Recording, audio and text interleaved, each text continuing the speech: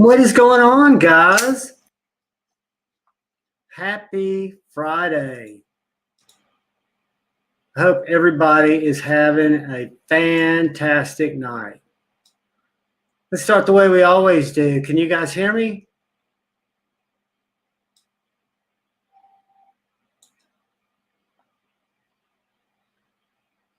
Demonot 13, can you hear me, buddy?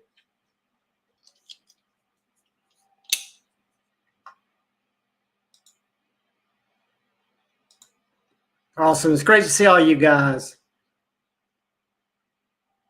Everybody hear me okay? Gonzo, my man. Hey, man. Blaze Burger.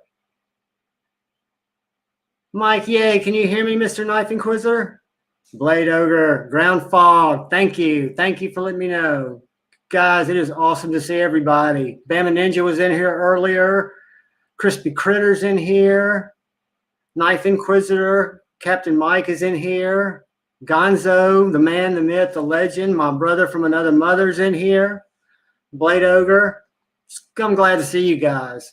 Tonight ought to be a different night. We're going to just kind of hang out and talk in the chats for whatever y'all want to talk about 9 o'clock. Jason Grant from Brass Brigades is going to join us. And he is going to be showing you guys some cool knives. I bought one, and they're going to be available real soon. They're going to be 2 available tonight. But little EDC fixies called the J Cali, K-A-L-I. Gone awry. Hats off to you, brother. So I hope everybody's had a great week. And it's Friday. Hats are off to the ones of you that work on the weekends. I used to work every Saturday. My ex-wife works Saturdays and Sundays. So hopefully some of y'all are able to kick back, enjoy the weekend, enjoy each other, enjoy your families, enjoy your knives.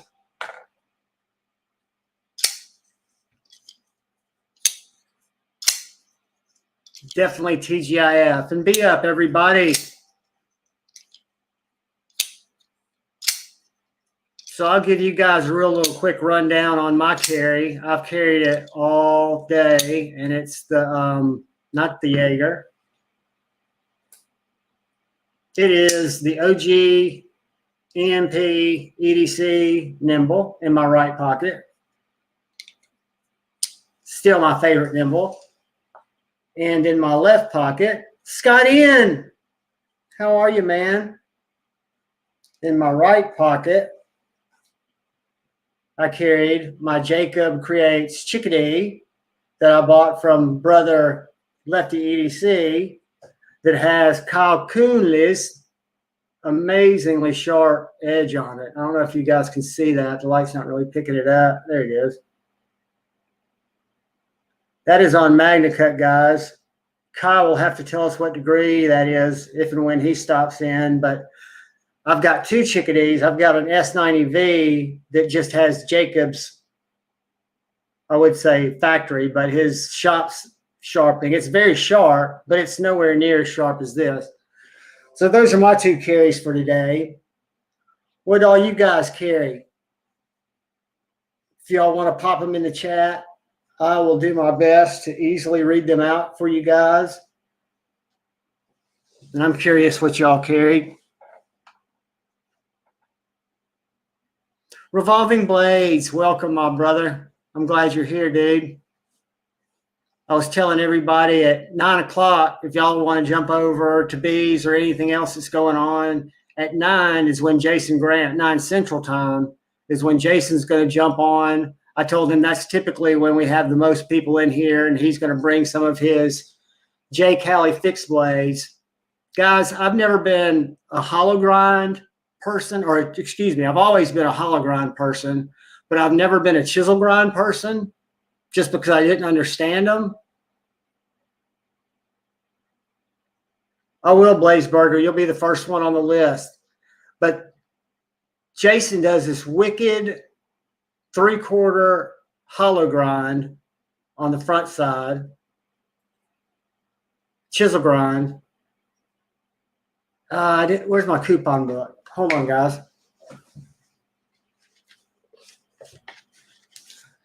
Sorry for that obscene angle. This is the second most favorite piece of mail I get besides knives in the mailbox, the coupon book when it comes, because I therapeutically will cut paper with it. Hey Man is carrying his TS223 and bug out. Blade Ogre just got his Bark River ultralight field knife in 3V, sweet, with a pine cone handle. Let's see if I missed anybody else. Beyond EDC Night Horse was what the Knife Inquisitor, Master Mike, was carrying. Gone Ross said he smoked the tip off his, oh no. Dropping it. We'll carry the Odium all weekend while I work sharp, the Arch, then Valor showing up on Monday. Nice, nice, nice. Gonzo carried the Kershaw Launch 1, the Road. Why can't I think of the RR Barlow? Well, I'm making a blank on the RRR. I know exactly who it is from Smoky Mountain Knife Works. An Iggy Hank in Shield Plus, fantastic carry. The Shield Plus is an awesome carry. Demonaut 13 carried the Archeon Praetheon, beautiful knife, beautiful knife. Brand New American, welcome my friend, carried the Sage 5, one of my favorite Spydercos. And then Kellen FX, welcome my friend, carried the MBK Mini Old Guard Warncliffe. That is a winner. My best buddy, who might join us here later, A to Z EDC, got the big Old Guard Warncliffe, and I got to play with it. And that is one of the smoothest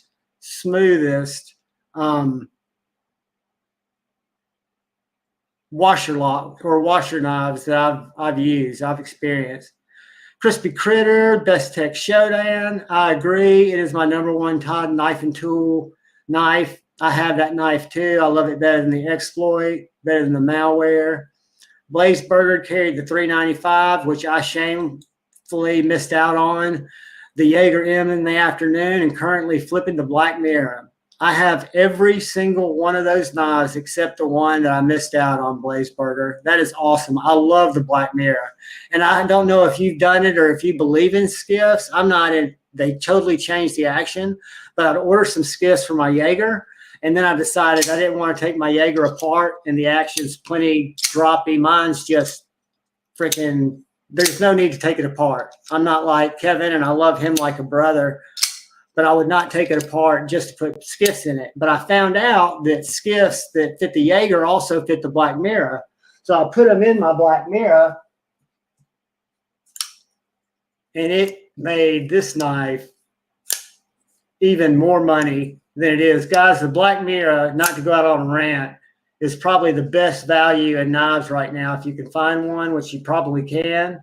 This full tie M390 with excellent lock access, with fantastic action, great ergo, almost medium-sized, small, medium-sized knife for $142. If you want carbon fiber, it's $148 for the carbon fiber inserts. So what a great carry, Blazeburger. I wish I did not miss out on the 395. I thought that my Rough Rider Reserve, that's right. Sorry, Gonzo. I felt like my Asher Knives Tie Nomad with the deployment hole was a little too close to the 395, and I didn't think I needed both. And now I realize I was wrong. Revolving Blades carried a Jason Grant custom fixed blade he just made for me. It's insane. S35V hollow grind with satin bevels. That is awesome. Revolving Blades. He's going to join us about 9 o'clock and show a couple of others he's got available. I was just getting ready, and I'll pause for a second and show you guys. He's going to be showing some little J. Callies, like this one right here. I don't know if you can see those pins. It's a chisel grind, deep hollow chisel grind. But check this out.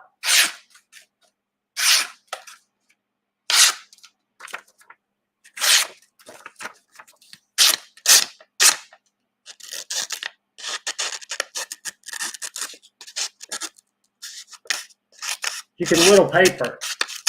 I could probably whittle hair. This is S35VN2.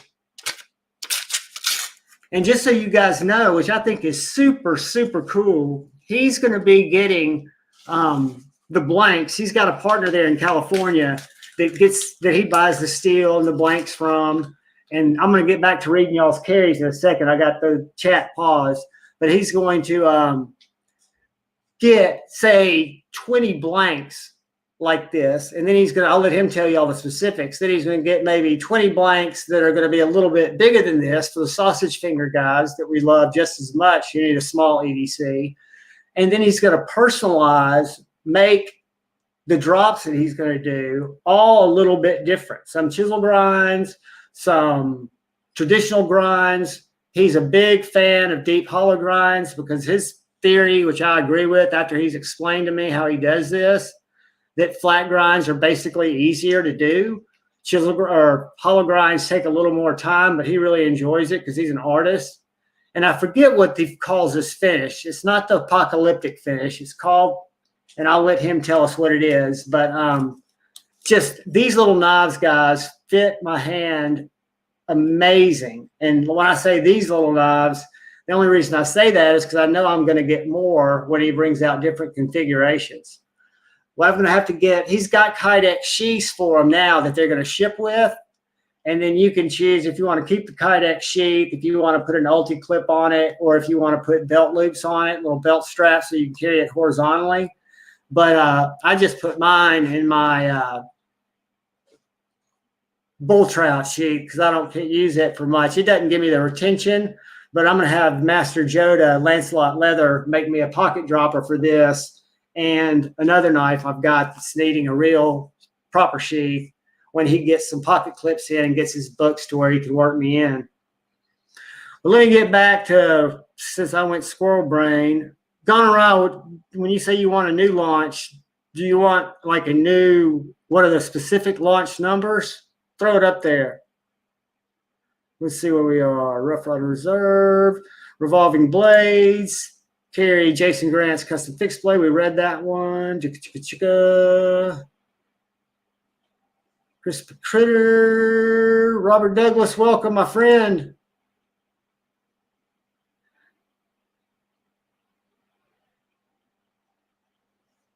And Blazeburger, I agree on that that old guard. It's one that still got my attention. Blazeburger got me before I should have got off on my ramble. So how the skiffs really improve your Jaeger? Was your Jaeger this droppy before you put them in? Because my DLT coated blade, I don't know. Usually it's the opposite way around, but it is so smooth and it's still very stable. I know why skiffs are, even if they don't improve the action, why they feel better. But if you didn't have, if your Jaeger dropped like this, would you still put skiffs in it? As it locks up the bottom. Usually it doesn't do that.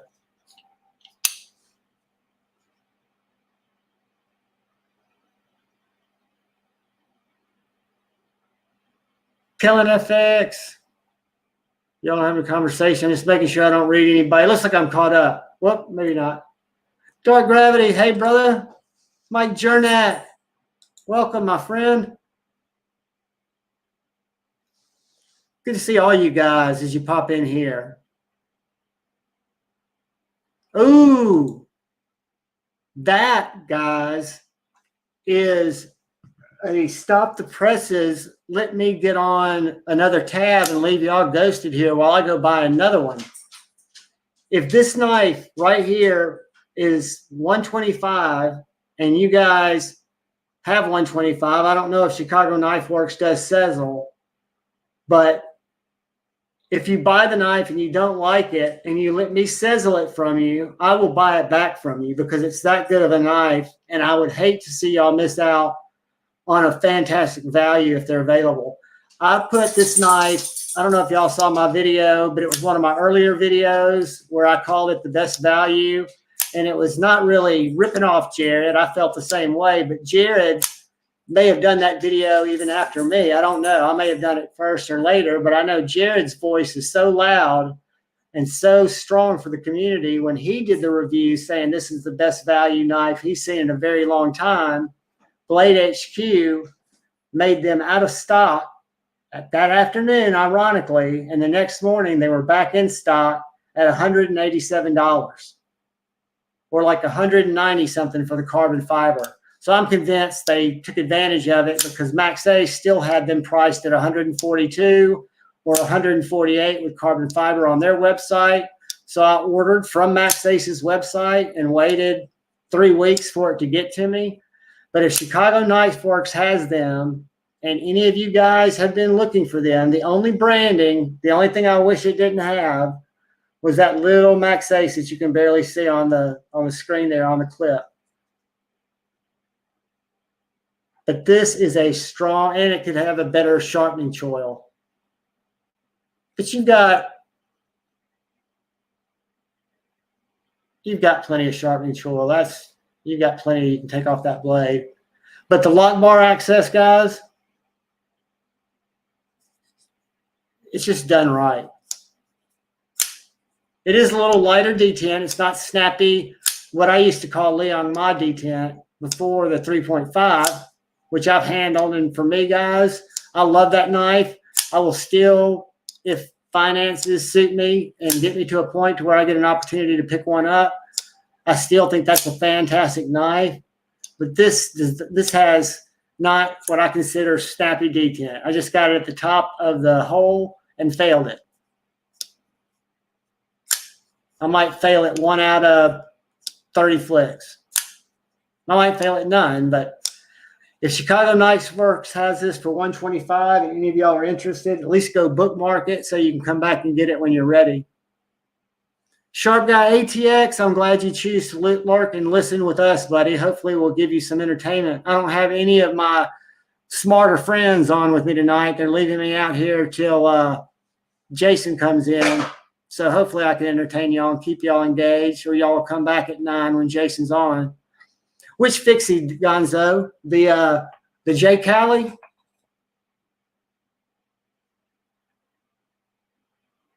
I've got a lot of fixies up here, guys. I've fallen down the fixie, EDC fixie rabbit hole. I carry one every single day, either on my belt or in my left pocket, dropped in, and I carry my primary knife in my right pocket.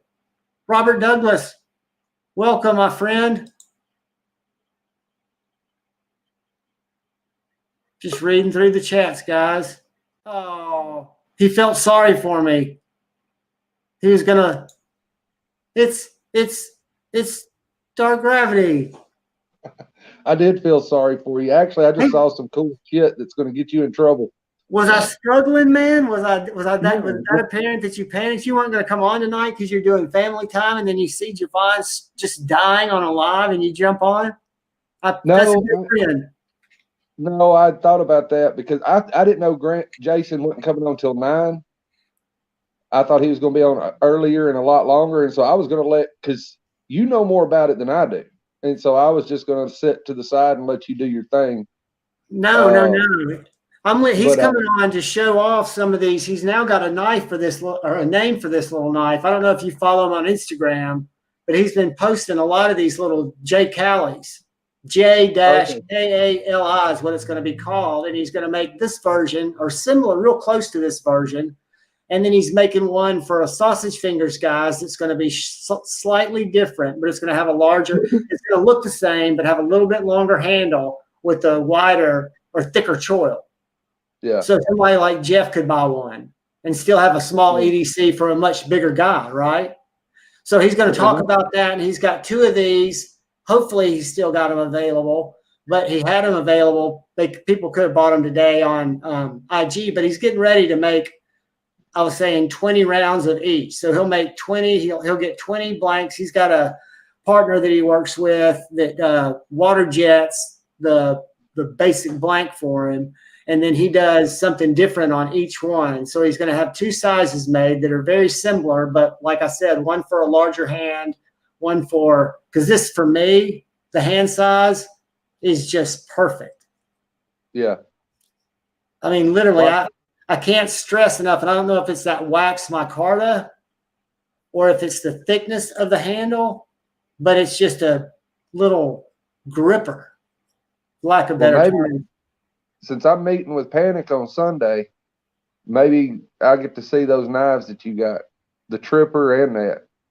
Oh, Or have you already definitely. seen? Or have you already seen? You still got the Tripper? The Tripper's already gone to Lefty. Okay. I told Jason I didn't want to hold it up, so I reviewed it the day I got it, overviewed it. Yeah. Edgy American carrying the Mannix XL. Uh-oh, I disappeared. Hold on, buddy, and I'll read your carry. Edgy Americans carrying the Mannix XL today. The ultimate fidget knife. Perfect action now. He came up last weekend and had Grateful Panic install the spring set that OCD for EDC sells, the lighter one. Dude, that makes the biggest difference. I've got one back in my drawer that I've never put in because when I put the scales on that lock, I don't know if you've ever disassembled a ball lock knife. It's not impossible. It's not that hard, but it is a little bit, you've got to be in the right mindset to go in and change your spring, right? Because it's not as easy as like a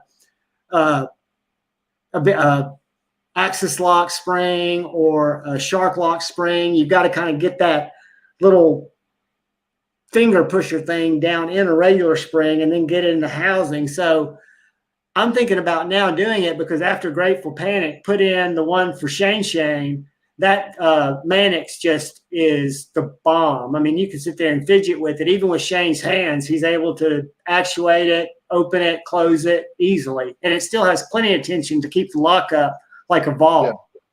Mike Jernak carried the QSP Hedgehog, the I5T Plus, and an Issuing Stitches Hanks. I love my Issuing Stitches Hanks. I haven't had them out in a long time. See what we got here. I also saw something a few minutes ago that's going to get you in trouble. What's that? Saturday, Hinder is dropping 3-inch, no flipper. Next Saturday? This Saturday. Oh, I can't get in trouble this Saturday. I don't have the means. Next Saturday, I would be in trouble. What's he dropping though? I can sell a kidney. The non-flipper slicer grind XM18 3-inch. No. Yeah. That's the dream knife. When you say the flipperless, is it going to have a thumb stud or is it going to have a fuller? It's going to have just a thumb stud, no fuller. Thumb stud. Yeah, it's just a flipperless. I just got the email literally during the first couple minutes of the live. His news report or whatever he calls it. From what you know, because I get that newsletter too. I didn't read it because, like I said, I don't have next Thursdays when I get in trouble because that's when I get my biweekly check and my commission check and all my stuff's paid. So that's when I should be saving like an adult, but I won't be an adult till I'm 60. I've determined that that's when you have to turn into an adult when you're 60. I got you still want to keep a young mind at 60, but you're not really a man. You're a man cub up until 60.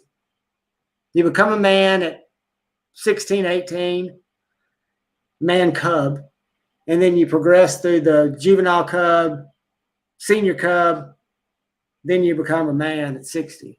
That's the way I'm thinking it. It's got to be that way. But did you see that our brother Gonzo's in here with us? Another one I was going to tell Jeff, but it's sold out. But there is one on eBay. Is they've got the full tie J cape. See, the J cape's a beautiful knife, but a wise man told me if it doesn't speak to me really loudly, don't focus on it. Don't let it sidetrack me. That's guys, does anybody in the chat? I've gone to Chicago Knife Works. It looks legit. I've never bought anything there. Has Chicago anybody? Knife Works is legit. They are legit. If Dark Gravity says they're legit, they are legit. Yeah, Chicago Knife Works is legit. They've been around for a long time. They're just small, kind of like that Braden Lock Company. They're just not they're not one of the big advertiser all over, you know. Now Fraden Lot Company is stepping up their Instagram advertising, but they're both legit, just like the one that Keep just talking. closed. There was one nice store that was near OCD for EDC that just closed down. I guess the guy retired or something maybe.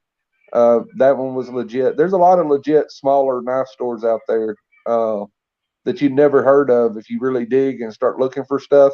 It's just when you Google something, you end up with the Blade HQ, Smoky Mountain Knife Works, you know, Knife Center. You just end up with your big ones when you hit Google. But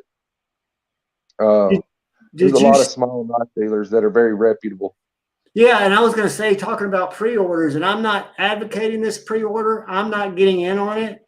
But you know what went live today at NC Blade? Yeah, the Evo 4.0. You know what the lead time is on it? A year? On their website? 12 to 15 months. Yeah. That's, to me, that's uncalled for. I'm sorry. I would tell the dude, I would tell NC Blade, I can't even think of the guy's name with Rotten Designs off the top of my head right now. A year to 15 months. I don't give a fuck who's making it. Unless it's a custom, that's unacceptable. No, because then he shows on his Instagram all his toys, all his branded out gators and stuff. You can't tell me he knows his knives are going to sell and they can't put together the money to drop them when they're ready. No. Well, then you don't have you're not going to eat at, you know, $200 restaurants. You're not going, you know, to Disney World or Disneyland. You know, and I have no problem with success at all. But yeah, Chavez can drop his, you know, through, I ain't even going to try to say it, Thangavan or whatever. You know, if Chavez can do drops, everybody can do drops, especially when they're as big as those guys are. You know? I think so. I mean, I think it's just. I don't say this trivially, but I could die in 12 months. I could die tomorrow, you know? So it's $200 now if you get the base model. Cause I was on the page. I feel like the Evo 4 is the perfect John Evo. And the only thing I like about that knife is it's the sexiest fucking knife I've ever seen. That's simple. It is, to me, it is the sexiest knife I've ever seen. And I held the 2.0 at Blade Show. I don't know about the blade cutting your finger. I know that it dropped and it'll cut through your nail if you're not careful. But it is the sexiest knife I've ever seen. So I was looking at it and it's $200 tonight. And then before it ships, it'll be like the balance. The cheapest one was $666 or something, $666, $668, something like that. And then they went up to $1,800 for the Moku tie. Yeah, the price is, I'm fine with the price for it. I'm just not fine with having, you know, waiting a year plus for it. And that's just my opinion. You know, different strokes for different folks, but having hundreds of dollars floating out in limbo is just not comfortable to me, which I've made that very clear on here, you know, to each their own. You know, like I said, that's just me. I'll live vicariously through A to Z and, you know, play with his Evo. And when he kicks the bucket, I'll slide it out, you know, the back door. Well, I'll be over there with you. So we can, it's too big for me. You don't have to worry about that. Happy to see you, said Stevie. I'm seeing if anybody else is coming here. Mike Reese, hello, my brother. The Bearded Doom, hello. Hey, Bearded Doom, your live stream was the most entertaining thing, and it wasn't at your peril.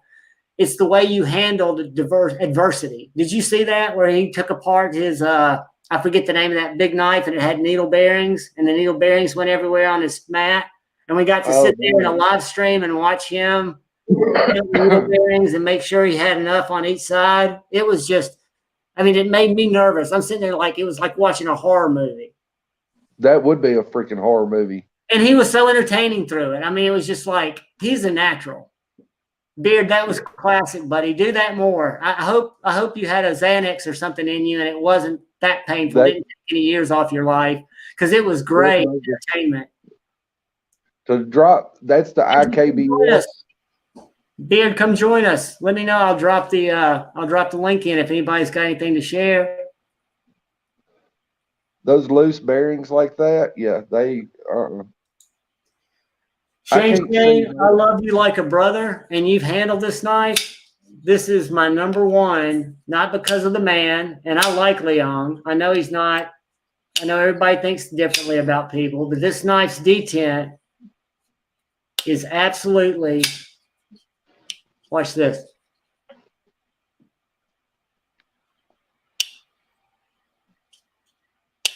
Dialed. Listen.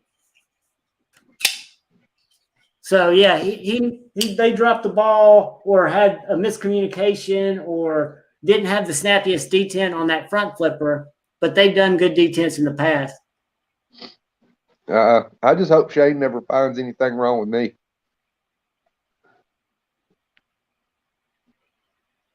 Because if Shane never finds anything wrong with me, he'll never. It's not my closing at all. I wish every content creator would use that closing, and I wish the community would just realize that we're all spinning on this huge rock at thousands of miles per hour, which is a miracle, and we're going around the sun, this big ball of fire, every year. And if we make a successful lap, what a blessing that is, right? We didn't get hit by meteors. We didn't get eaten by a tiger. We made it, right? So let's just all have fun and learn from people's disagreements. That's what I think is important. I think looking out for the guy to your left and looking out for the guy to your right is just natural. I mean, we do that hopefully we do that when we're walking down the street. That's what communities are about. And if this whole shit goes to fire, that's the people I'm surrounding myself with. Oh. We're not spinning on a ball. We're turning on a turntable. That's true. That's true. The earth is flat, so we're spinning like a record. That's true. And we're spinning, since the space is fake, we're just kind of spinning on our little plane here. I'm just waiting on somebody to go, jigga, jigga, jigga, jigga, with the record. Yep. Brandon Sutton, hello, my friend. I'm waiting on somebody to start scratching on the record. I'm so glad you got your knife, my friend. I'm just rolling down through here, making sure I didn't miss anybody, Tad. I mean, don't think I'm ignoring you, my friend. Oh, you're fine. I love Shane stirring the pot. I just love it. I don't know if you watched my video today, Shane. You probably didn't, and I don't blame you. I talked about subjective opinions about detents. I didn't say that. I should have. But detents, I was talking about blade steels, how it's important to some people, and some people like me, I'd like it to be great, but I know I'm not going to push my knives that hard. So I might buy a knife that doesn't have a perfect heat treat if I love the knife, because I know in my use case, it's not going to get pushed to that limit, right? And I would prefer the fidgetability, but I don't say that everybody should prefer the fidgetability. Fidgetability is trivial. It means nothing. And a good detent, to me, might be a bad detent to dark gravity because it's so subjective. And so what I was trying to say in my video is we're all drawn together by the love of this, or this addiction to sharp, pointy things. But there's no way we're all going to like the same things, but that shouldn't be a reason for us to have arguments. Healthy debate is how we learn. G-Ball, good to see you. I mean, so I think debating is where I learn everything. And when I say debate, it's not like, no, you listen to me. No, you listen to me. I'm just talking about this is why I feel the way I feel. And then me going, okay, this is the way, a reason that I feel that your way is flawed. And then you come back nicely and go, no, really, there are two ways to look at this. And I go, I didn't think about it that way. You're right. Neither one of us are wrong. We just have different opinions on shit that you could have two valid opinions on. Well, we're all looking for different stuff. We all like different stuff. And that's, I mean, the commonality is sharp things. You know, I mean, we can look at all the differences, but my knife collection is different than your knife collection, is different than A to Z's, is different than G balls, is different than whoever's. We all like different things. What we have to do is focus on our commonality, you know, and discuss the positive sides. Not that we shouldn't share information when somebody's scamming, you know, like the whole deal with Slicey Dicey, you know, and I don't even know the whole deal there. You know, I know the piecemeals that people talked about, but the scamming people, the tricking folks, the lying and things of that nature. Okay, yeah, you put that person on blast, get it out of the way. But then they're gone. It's you over. can still forgive and forget, because some people have lapses of judgment and they make amends and everything's fine. I mean, because I think the knife community is very forgiving. It's just when you posture. To me, but the thing is you're always going to have some that won't forgive and forget because the risk is just too high. Because you may be okay with losing $200, but it may take this guy over here 6 months to save up that $200. That's why I said making amends. If Slicey came back and made everybody well, they still would have been out that money and could still be angry, not forget Slicey Dicey, not trust him again. Well, yeah, you can forgive. That's for yourself. But may be able to forgive him. Right. If he made amends. Forgiveness is for me. Right. Forgetting is something the community shouldn't do, right, in my opinion, with scammers. But like in your case, because he did screw you on something, I don't remember what. On the Patriot, yeah. But a knife I won. It was a freebie, so I didn't lose anything. You didn't lose anything, but it's the principle. And for you to forgive him, that's fine. That's for your benefit. That's for your heart. Right. But for me to forget that he's a scam artist is to my own detriment. True. But in general, day to day, I shouldn't look at the fact that John likes all these tiny ass little fucking knives that are annoying to me and put it that way. I mean, we should talk about the positive aspect, which we do, which is we like knives. It doesn't matter that I like different knives than you. Or you take A to Z, who likes giant fucking monster knives, you know, the size of a fucking horse dick. You know, he's sitting there swinging swords around compared to what you carry. Right. And that's okay. I mean, he likes, you know, 4-inch blades. I like 3.5. You like 3-inch, you know. I like 3-inch, but my best man for my wedding, who's out in Colorado for the month, sent me this. Yeah, I saw that damn elk hunter. It's the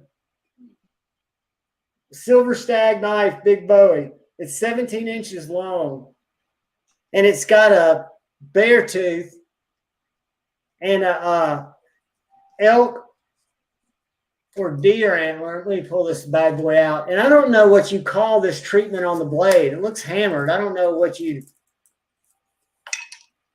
say. To me, it looks like I think they call it galoche or something like that they do on watch faces. Yeah, I don't know anything about knife treatments. I know it's $10.95, and I know it's huge. I can get 2 hands on it. It's a 2-handle knife. There's a Bowie. It's $10.95.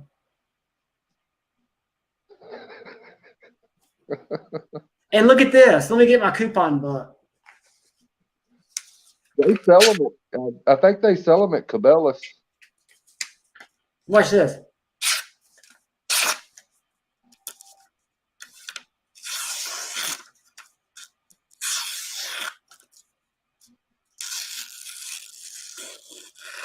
The whole thing is sharp. It's shit. Fucking Crocodile Dundee knife. It is. I mean, it's so ridiculous. It's awesome. And my brother said it to me, Jerry, and he said, because he's seen some of my videos with my quest for the EDC knife, he's like, "This is what you need. Why don't you grow up and be a big boy?" I put this thing on my belt the other day for fun. It hangs past my knee, and I have to wear my what's it called? It's my carry holster, and it's We the People holster. That big nylon belt that I've got. My regular belt, it pulls my pants down because it weighs about a pound, maybe a pound and a half. But is that not beautiful? It is beautiful. But yeah, they sell them at Cabela's, or I don't know that they changed our Cabela's to a Bass Pro Shop or if it's still Cabela's, but they You sell can them. stick it in somebody's. You can stick this in a bear's head, guys. They used to sell those knives at Cabela's, so you can go get you one. You go get you another one. They sell smaller versions. I know. I went to their website and saw some little ones, but And that they is all got deer antler handles or elk I'll antler take back to handles. LJ when we go to Blade Show, and I'll chop some stuff. I'll do some feather sticking videos. As Ray would say, I'll feather some sticks. Have you ever heard him say that? Yeah. Ray, everyday carry. I don't know what stick. He's going to go to jail if he's in Central Park feathering sticks, though. Well, that's what he always says. He hopes to go to that place his family owns that he does promotions for, that Azia or Aria, that little place in the woods where they ride four-wheelers. One of his sponsors. He goes, yeah, I could go up there. We could get a cabin, and I could take one of my knives and feather some sticks. It's called feathering. But yeah, this is thank you again if you happen to be out there in Cyberland or if you watch this on repeat, Jerry. If y'all wonder what Jerry looked like many years ago and what JuhVon looked like many years ago, he was my lead guitar player. Y'all recognize that behind me? You can't read it? That's my Dalika. My Dalika Club membership. Let's see if anybody's jumped in here who I've missed. And if anybody wants to jump on, let me know, and I'll put a Budget Blade Reviews has the mini grill, the grill in his pocket, the Damascus Jade Monster Dog with a sin-cut krill and jade and the pinion. And a searing depression. Buddy, don't be depressed. I know life is depressing, and I know depression sucks, but we love you. You're here, and just know it'll get better. That's one thing you can always count on. And I am very happy you got that monster dog, too. You deserve it. Dark Gravity Blazeburger just asked a question, and you might have to, and I'll get down to where I can read. What steel? Hold on, let me get there. For that hinder, I don't know. I can't go look right now. I don't know what steel the hinder is going to be in, if that's the one he's asking about. I didn't pay attention, but most likely, I know he's run some S45 VN lately, but I would still guess that he's probably running 20 CV, which is going to make some people not happy. Are you talking about hinder? Yeah, well, it says Dark Gravity, what steel, and I'm guessing you went back to where I was talking about. I was way behind. I'm way behind, guys. Yeah. I'm skipping everything now to get caught up. John Pauly, I love you. I just went by your name. Glad to see you here. Pretty Fly, glad to see you here, brother. Honey Bear's here. And then I'm going to scroll by and get caught up. Budget Blade Show. I am an addict too, my friend. And most people in the knife community are addicts. And if you're an addict, never stop quitting. I'm an absolute addict. I've switched from eating a hinderer a day and pills to buying a hinderer a month. So Lord Needham, it's great to see you, brother. So we're always going to be in recovery. Recovery is a one day at a time thing. And they're good days and they're bad days, but they're always better if you try to stay sober. I'm sending you a link, Bod.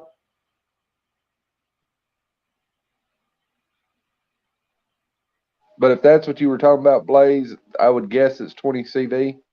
I can't unlike most of the things, I can't minimize this to go back and look at the email right now. And so unfortunately, I can't find out 100%. But knowing Rick Hinderer, that would be my guess. Is it's 20 CV, because that's the most common thing he uses now. Link sent, buddy. I know he did or said he's doing a run of Magna Cut coming up. I love knives. See, I was thinking he might do Magna Cut because that's what the half tracks were. I don't know what the Jurassics were. The Jurassics were Magna Cut too. Jurassics and the half tracks. Yeah. So maybe he is doing Magna Cut. He feels comfortable with it. I mean, I don't know.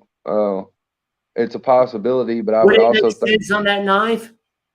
Huh? Are there better steels that you think would be for that knife? For Me? a 3-inch? Yeah. What would you think would be the best steel to use for that knife? For me, a 3-inch, it should have a thinner grind than what his do. Because to me, a 3-inch knife is a true EDC knife for everybody.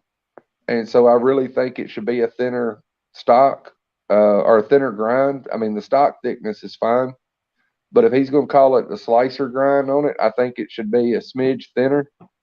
You know, because the 3.5, and you know this, you hold a 3-inch and a 3.5, it's a huge difference. It's not what it sounds like. It sounds like, oh, a half-inch difference, that's no big deal.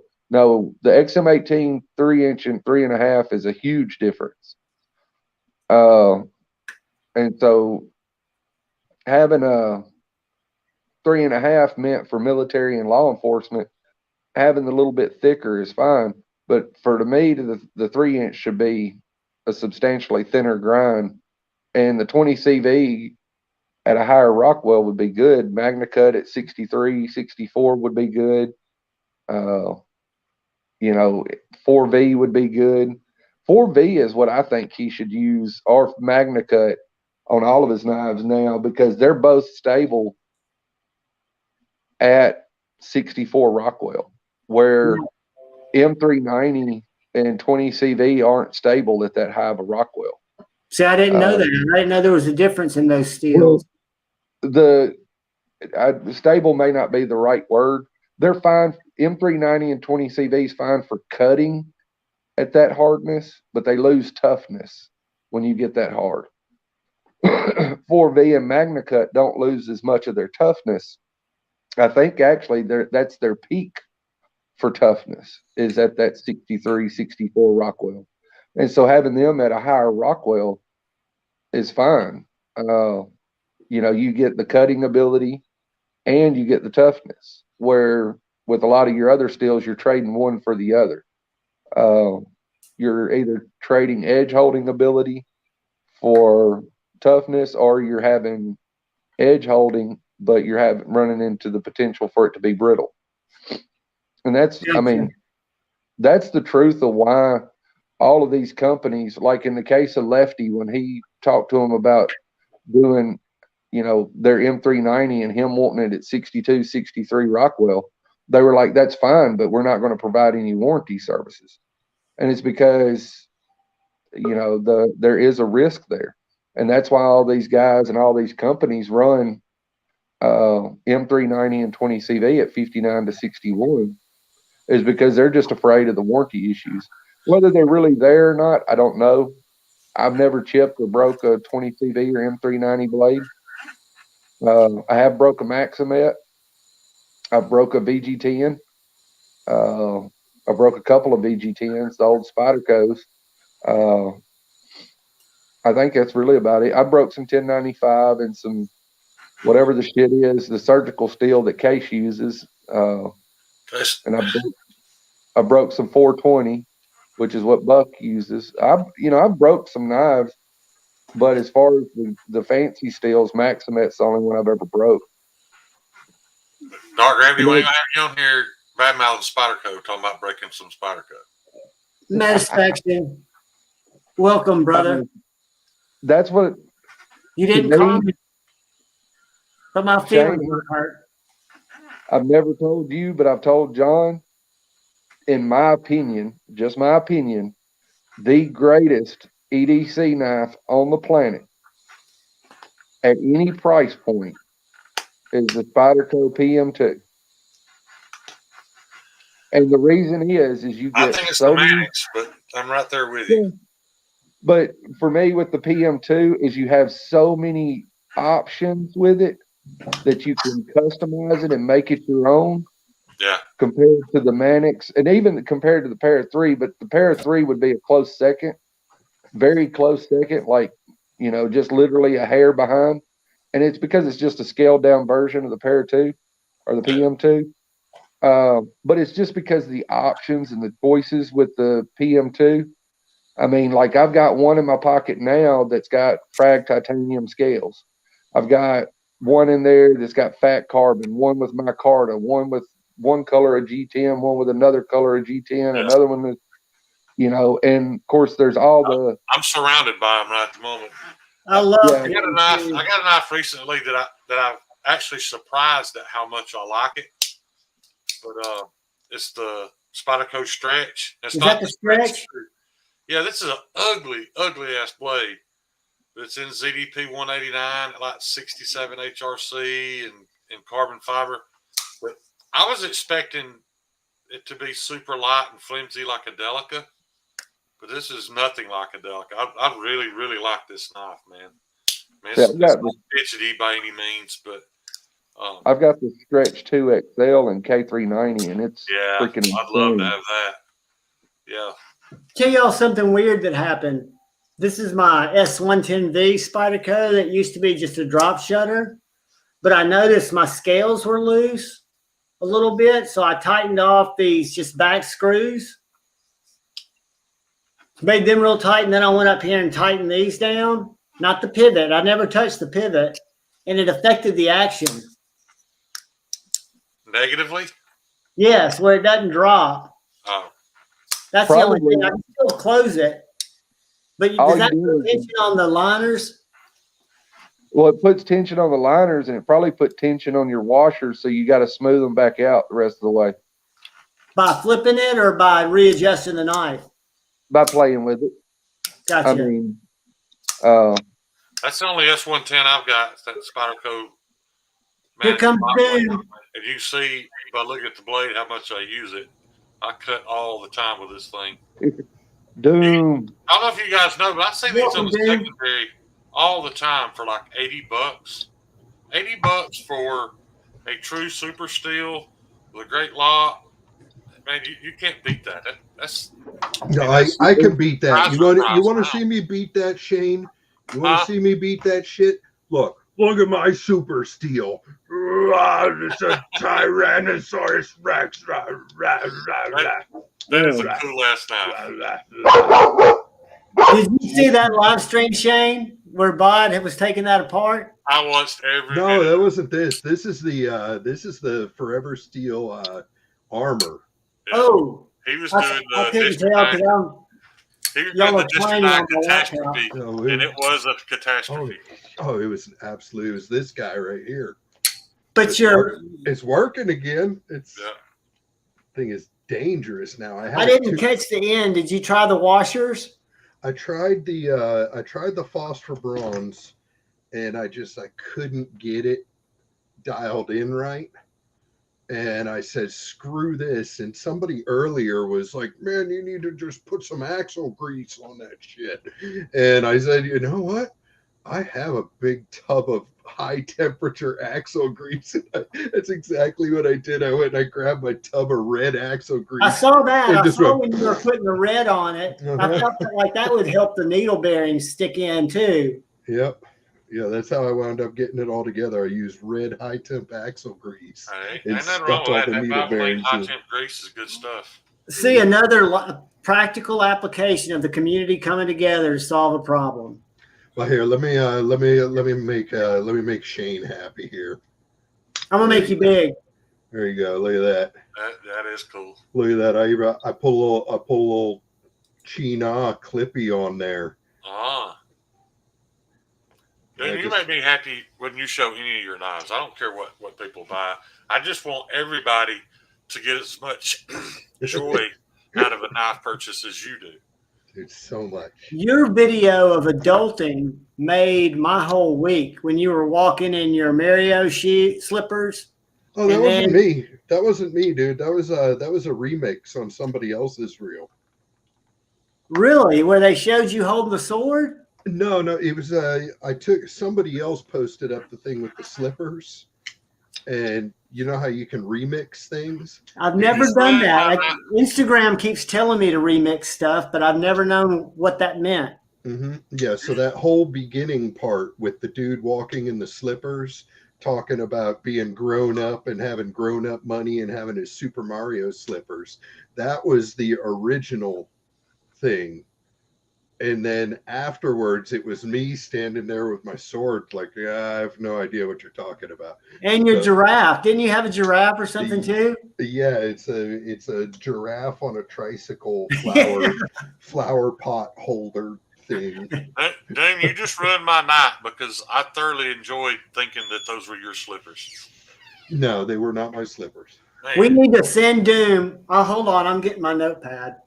90% of the reels that I do that start off with random stuff that actually looks like it's high quality is definitely a remix, because I don't know how to make stuff that high quality. What size slipper do you wear? I don't know, dude. Sasquatch.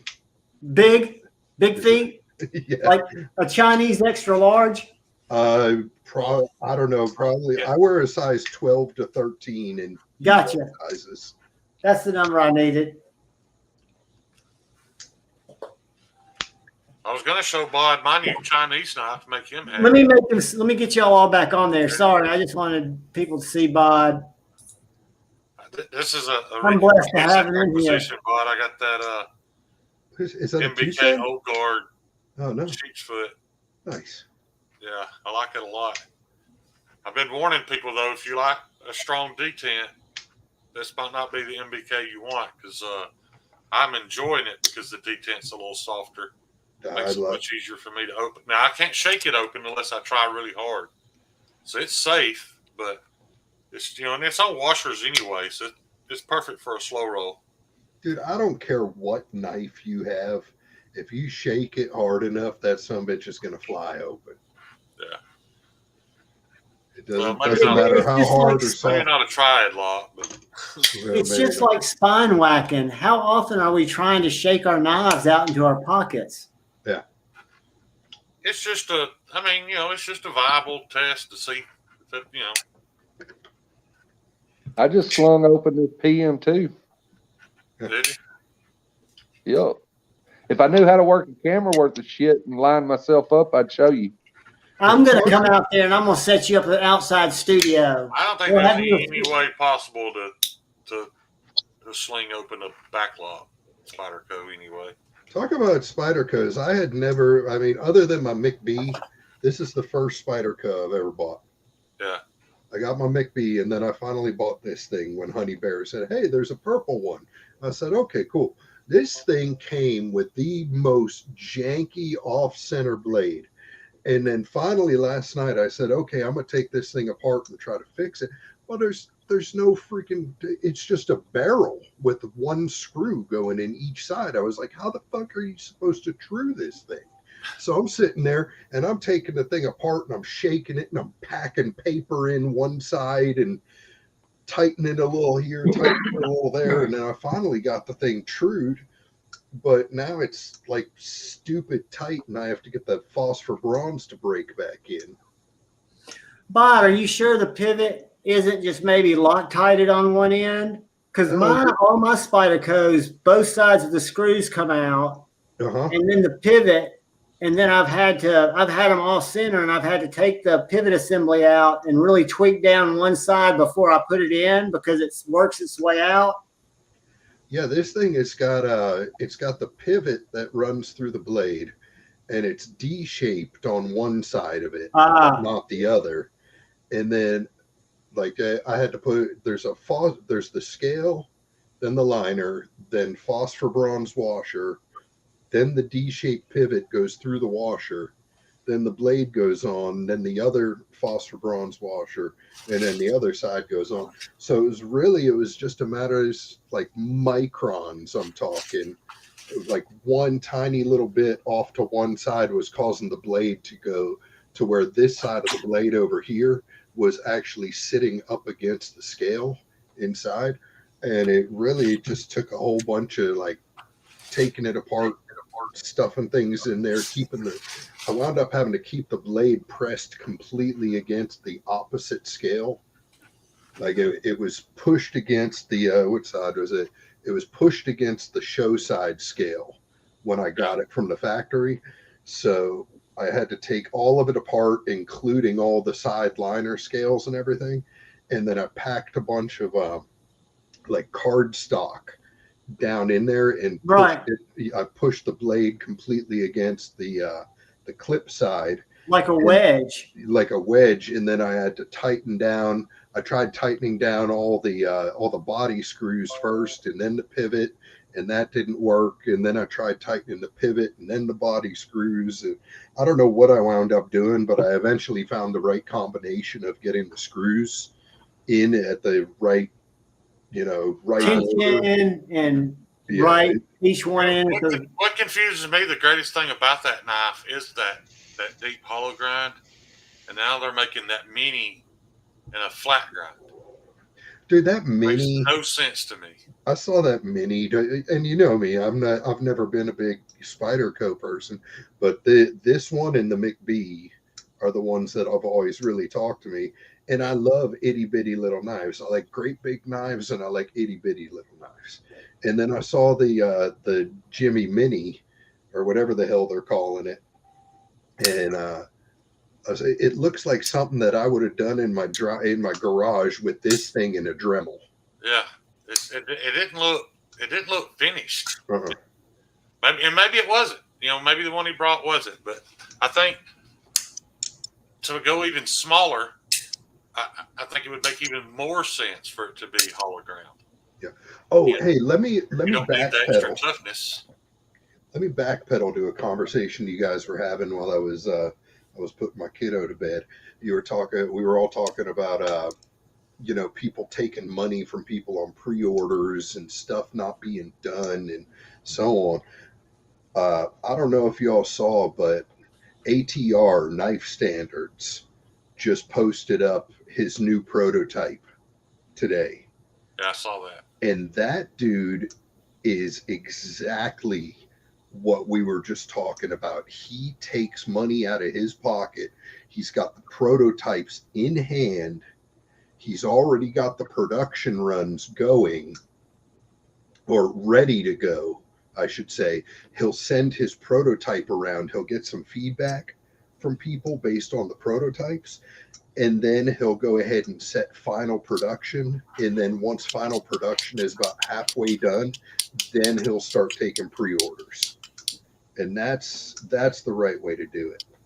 Absolutely. Yeah. If you can do it, that's definitely the right way to do it. And what I like about that is doing prototypes are where the 3.5 went wrong. Because there were never any prototypes done or never sent out to people to get feedback, because that would have been caught by any of 99% of the reviewers would have called Leon and said, don't prioritize that top flipper. Everybody knows your knives for snappy detents, and he probably could have avoided that if he's humble enough to take constructive. Everybody knows Riot's knives have snappy detents. Leon, no, but Leon designed a knife with the snappiest detent. And Riot also designed this knife. Drew a picture of a knife, and Riot made it. Let me tell you something. I'm going to disagree with you, because my brother from another mother, Jake, drew a picture of this knife that Riot built, and it's got very sluggish detent. I still love the knife. It'll always be in my collection, but it's not snappy. It's inconsistency, like their heat treat.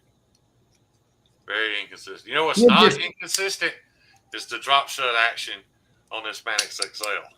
I needed some hate to moderate And I'm so glad I got it with you, Brother Shane, because I love the way you hate. I wonder if Eli knows how to stream. Do what? I wonder if Eli knows how to get on Maddie's stream. If we can get Eli on here and y'all can just go back to forth.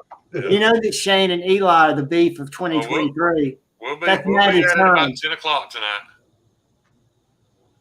Yeah. Were you aware of that, Dark Gravity and Bearded Doom? What now? No. That Shane has a beef going. It's very well known in the internet world. I'll let Shane tell you about it. I did not know that Shane had a beef. It's with Maddie's 9-year-old son. Oh. Yeah, I made the mistake of cracking a joke. He came on with his lizard, and he's got a pet lizard. Uh-huh. And I might have been a little bit, I don't know the word, high. And I commented that I hate lizards because a lizard killed my grandpa in the war. And Eli took much offense to it and got out a piece of school paper and drew a bunch of pictures of me. One of them I'm laying on the ground with blood coming out of my mouth, and one he's feeding me into an incinerator with these big steel teeth. And, it's been a blast, man. And they go back and forth every week. Shane did a short to Eli last week where he had a rubber lizard. And he has it on camera. It looks like one of those little green lizards like you've got down in Florida, the chameleons. Yep. And Shane takes a knife and cuts the plastic lizard's head off and goes, Eli, I hate lizards. And he had PETA people coming out after him on his post. Really? You had haters, didn't you? Oh, my goodness. Yeah, everybody in the comments are right. I'm not winning this battle, by the way. Eli straight up called me a cuck last week. He said, I hope you catch your girlfriend cheating on you. You cuck. I'm gonna have it's at least Eli 6-2. I'm gonna have I think to buy you got a couple the first boxes the of Girl grazing Scout cookies and send them out to that boy for that one. Yeah, he's something else. But you should have known that you were just getting with Satisfaction without filters. You should have known that was no match for you. Mm-hmm. Yeah, you got everything that he absorbs from Maddie with none of the adult filtering on the words coming out the mouth. Exactly. But I told Maddie if he would make a T-shirt like he did of the squirrel of the pictures of Shane being incinerated, being decapitated, just somehow gruesomely dying with blood coming out of his mouth, I would buy 10. That kid's a mess for sure. So do you guys mess with fixed blades, by the way, Shane? I hope you're liking the line steel because I love this little Guardian. Yeah. I have got the Bradford Guardian 3. And I have the Bradford Guardian 4 sheep's foot. I love the look of that knife. Oh, I do too. And then I have Jesus Christ. Oh, that on your crotch? Oh, so much for needing to go to the VA and get my testosterone levels fixed. No, they got that turd, which is the one that I'm giving. That's the sea snake that you did the video of. Yeah. How long did it take you to wrap that handle? I've never known how to do that, but I've always thought they look cool. I didn't actually do it with knots. I just got a hole here and a hole here and then the holes through. So I just stuck the cord through one of the holes and melted it and then just put it in a vise and did a really tight wrap and then ran it through the other hole and did another tight wrap around the other way. And then I melted it. I don't know if you can see, I melted it right there. And then I reformed the Kydex so it actually feels a lot better too, doesn't it? Give you more in your hand. It feels so much better than the G10 that was on there. I feel the G10 because I've got a sea snake too. It's too narrow. It is. It's a pretty thick boy now. It's like a prison shank now. It's definitely a slight. You're not a fan of it, though, bud? What now? You're not a fan of the sea snake? No. I'm just going to leave that alone. No, you got to expand on that, Shane. I'd have liked it to be. I'd have liked it to be a good bit thicker on that blade stock. Yeah, I know he was trying to make it a slicey little EDC knife, but yeah. But I mean, like the one Jason did, look at the blade. That was the lie that started it all with me when he said that he checked with every American manufacturer out there, and it was going to cost him $250 a piece to have that knife made. That was the day that I knew he was a liar. but this is my chode. Ooh, That's a thick boy. This is what I like right here. you can chunk that through a car door. Oh yeah, this thing is. I think I told you the story behind this one on another stream. A good friend of mine was he was having some tough times after he got out the military and decided he was going to make knives. And then I got out the military and I was having a tough time. So he made this knife for me, and I had just lost another one of my buddies to veteran suicide, and he made that knife for me. And on the spine of the blade, it's got the phoenix, kind of like the orange lizard scales on it, and then on the spine of the blade, or on the spine of the handle in Old English, it says "From death comes life." So, That's awesome, dude. yeah, that's my thing. I'm working on a prototype fixie right now that is going to be, it's going to be a chonker like that one, but it's going to be very kind of, Mech Warrior Doom style. But right now I'm just making it out of, I'm doing the blade and the tang with a big block of 4mm thick aluminum. And then I've got some black and blue G10 that I'm going to do the handle out of. And then when I'm done with that, I've made friends with quite a few different companies in my short time of making fun of things and making terrible dad jokes on YouTube. But I think I'm going to send my prototype off to Chapman Lake Knives here in the U.S., and I'm going to see what they can do as far as producing it here. I like the fact that they make everything in-house. They make their own bolts, they do their own steel heat treats, and then all their metals are all U.S. fabricated and U.S. sourced. They're fantastic guys. They're businessmen, not knife guys. They're NASA guys. They were probably the most interesting conversation I had at Blade Show. So much that Shane went out and sold his Mordax. That was the reason he went, with the intention of buying one, because he was so taken by those two guys, the brothers, and what they were doing. I saw yours, Bod. It's awesome. Did you see Bod got one? Yeah. I do like the drop point better. I think everybody talks about the blade to handle ratio looking a little bit off, which, I mean, there's plenty of knives like that, but I just feel like the drop point works better with that handle. I think Potato is beautiful. I think a lot of what people are complaining about, they would stop complaining about if they actually got this thing in hand, because those guys, their background is surgical equipment. Right. And coming from me as a former combat medic and dealing with, crappy, janky military issued stuff versus really nice stuff that the doctors that I worked for would give us. G-Ball, check your DM. A good surgical tool that's made to be ergonomic and fit right in the hand. This part that's in your hand is just a means to operate this. Right. And that dip in the right below the pivot on the back of the knife for like a pinch grip, where you can lay your thumb in it for not heavy cuts, but precise cuts, is perfect. Oh yeah, your thumb falls in right here, your other finger falls in right here, and you just naturally fall on that blade, and there's not a single thing that feels unnatural about it. Yeah. I've told everybody that's a knife you have to have in hand to really appreciate. Pictures do it. Well, that was part of that the anode design. job that's on yours, bud. From here looks kind of flat and faded. Oh, you see it in real life under lights, man. It is amazing. Yeah, you can't. Send the link, G-Ball. I don't even think Yeah, it looks completely flat. I wonder if I shine a flashlight on it. I tried everything.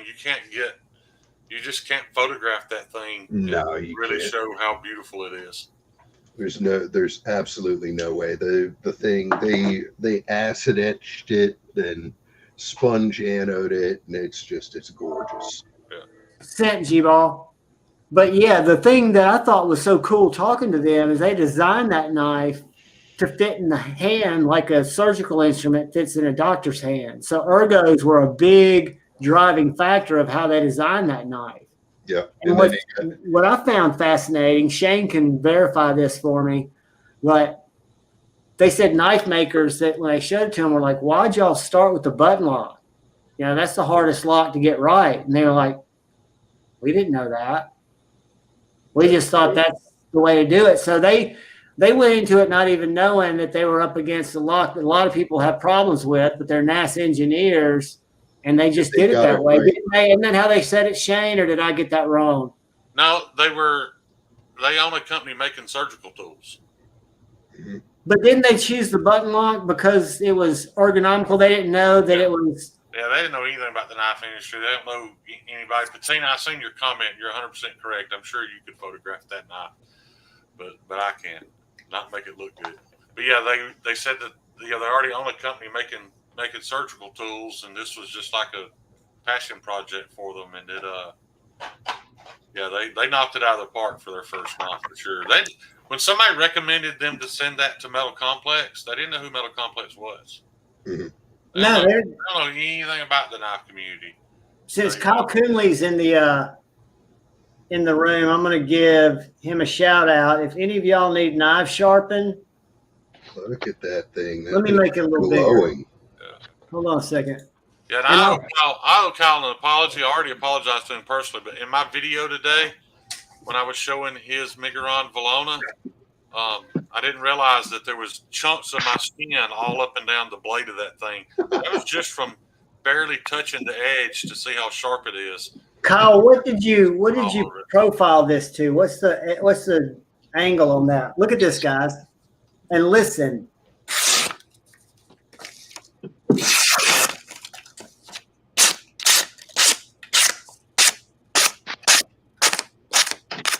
Those are little shavings coming off. See those? Yeah.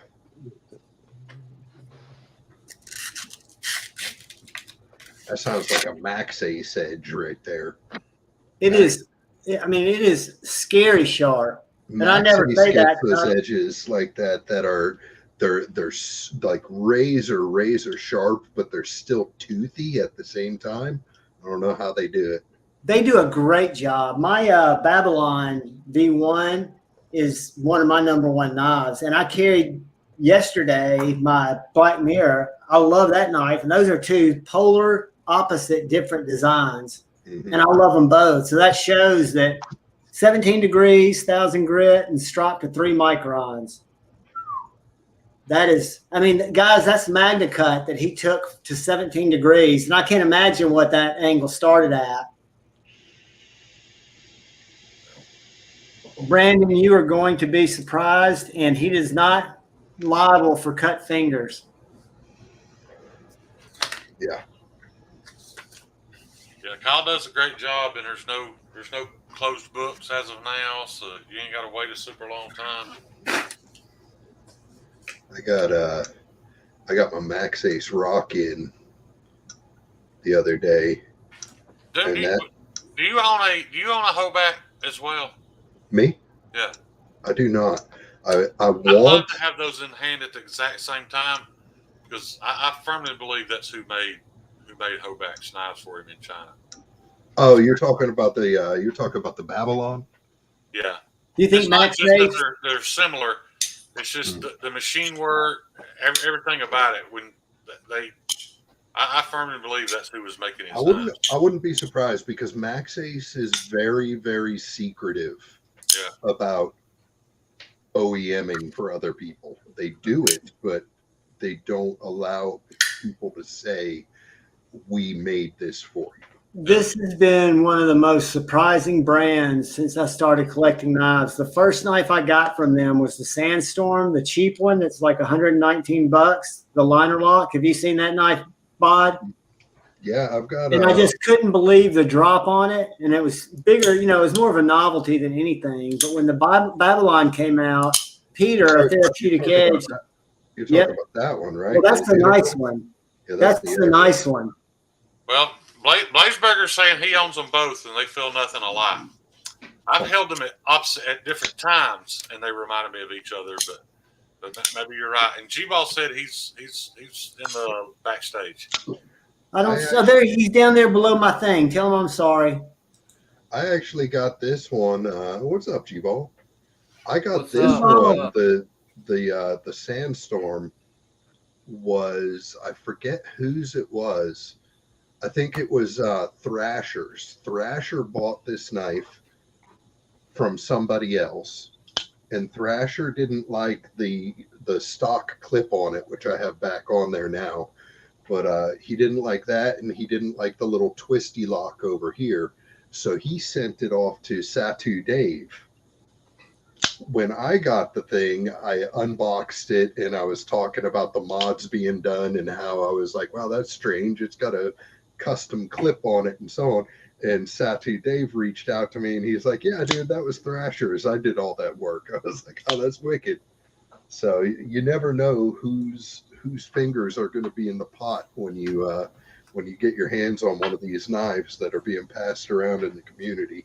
Yeah, this knife right here I got from Satu Dave, and found out afterwards that it had also belonged to Brandon Thrasher. Yeah.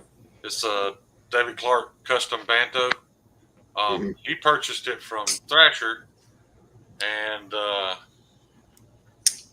most of you already know he loaned it to me to review. And when I told him how much I liked it, he gave it to me. So nice. Not everybody's out there giving away custom knives, but that was I love that little. Brother Thrasher made this knife available to me when he found out I was in love with it, and he didn't want to let it go. But he's such a strong individual, he sold it to me. The Roxy. The Roxy's, yeah. Ooh, what's that little guy? I like that. This is I went and dug through to find it because I still hadn't unpacked it from when we moved to the house I'm in now. When my dad had cancer, there's a guy that he worked with named Eric, and my dad designed this for me, my brother, one for my brother, and one for my brother-in-law. I wish I had a better freaking camera where you could see. It's made from a. Let me make you big. Hold on, Dark Gravity. I'll make you big. It's made from 100-something-year-old saw blade, and then burl walnut handle. But all it is just a throat slitter. It's not. I mean, he designed it as a skinning knife. I have a larger version of it that my dad had made for me because I'm a knife guy, and so he had a bigger version made. But I don't know where that's at, unfortunately. It's somewhere in this room I'm in right now. That's an awesome. Is that jimping on the top, or is that just a saw blade? No, it's jimping that done by hand. Whoa! That's a nice firework. I'm about to pull a beard of doom and drop it. All right, guys, we got a guest with us. We got Jason Grant. I'm going to exit solo layout. I'm going to say, hey, to Jason, make sure he can hear us. JuhVon, I want to jump off here. I got some stuff I had to do. I just wanted to join y'all for a minute, and I want to be able to kick back and listen to Jason. I love you, brother. Later on, Shane. Can you hear me, Jason? I don't think he can hear you. I got nothing from Jason. Can't hear you, Jason. Can you hear us? No. I wish I knew sign language. I'm going to get his solo layout up there. Oh, he popped out and he's going to pop back in. G-Ball, how you been, brother? I'm doing all right, man. How you doing? You just been wrangling subs, haven't you, buddy? Congratulations, my friend. We haven't talked since you've just been blowing up. Yeah, it's going pretty well lately. Keep being you, man. That's all you got to do is you found the formula. The formula is to be yourself. Yeah, can't argue with that, man. I caught a couple good ones and they kind of took off, so that kind of helped me out. Well, you caught them because you put in the work, buddy. Don't ever minimize your success and keep after it, and just don't lose. Don't ever feel like you got to do something for YouTube. Don't let the algorithm make you a prisoner. You've already killed the success. Yeah, you have, man. Here comes our man, Jason. Let me get him in. Can you hear me, buddy? I can. Can you hear me? Hear you. I'm making you big. Everybody say hello to brother Jason Grant.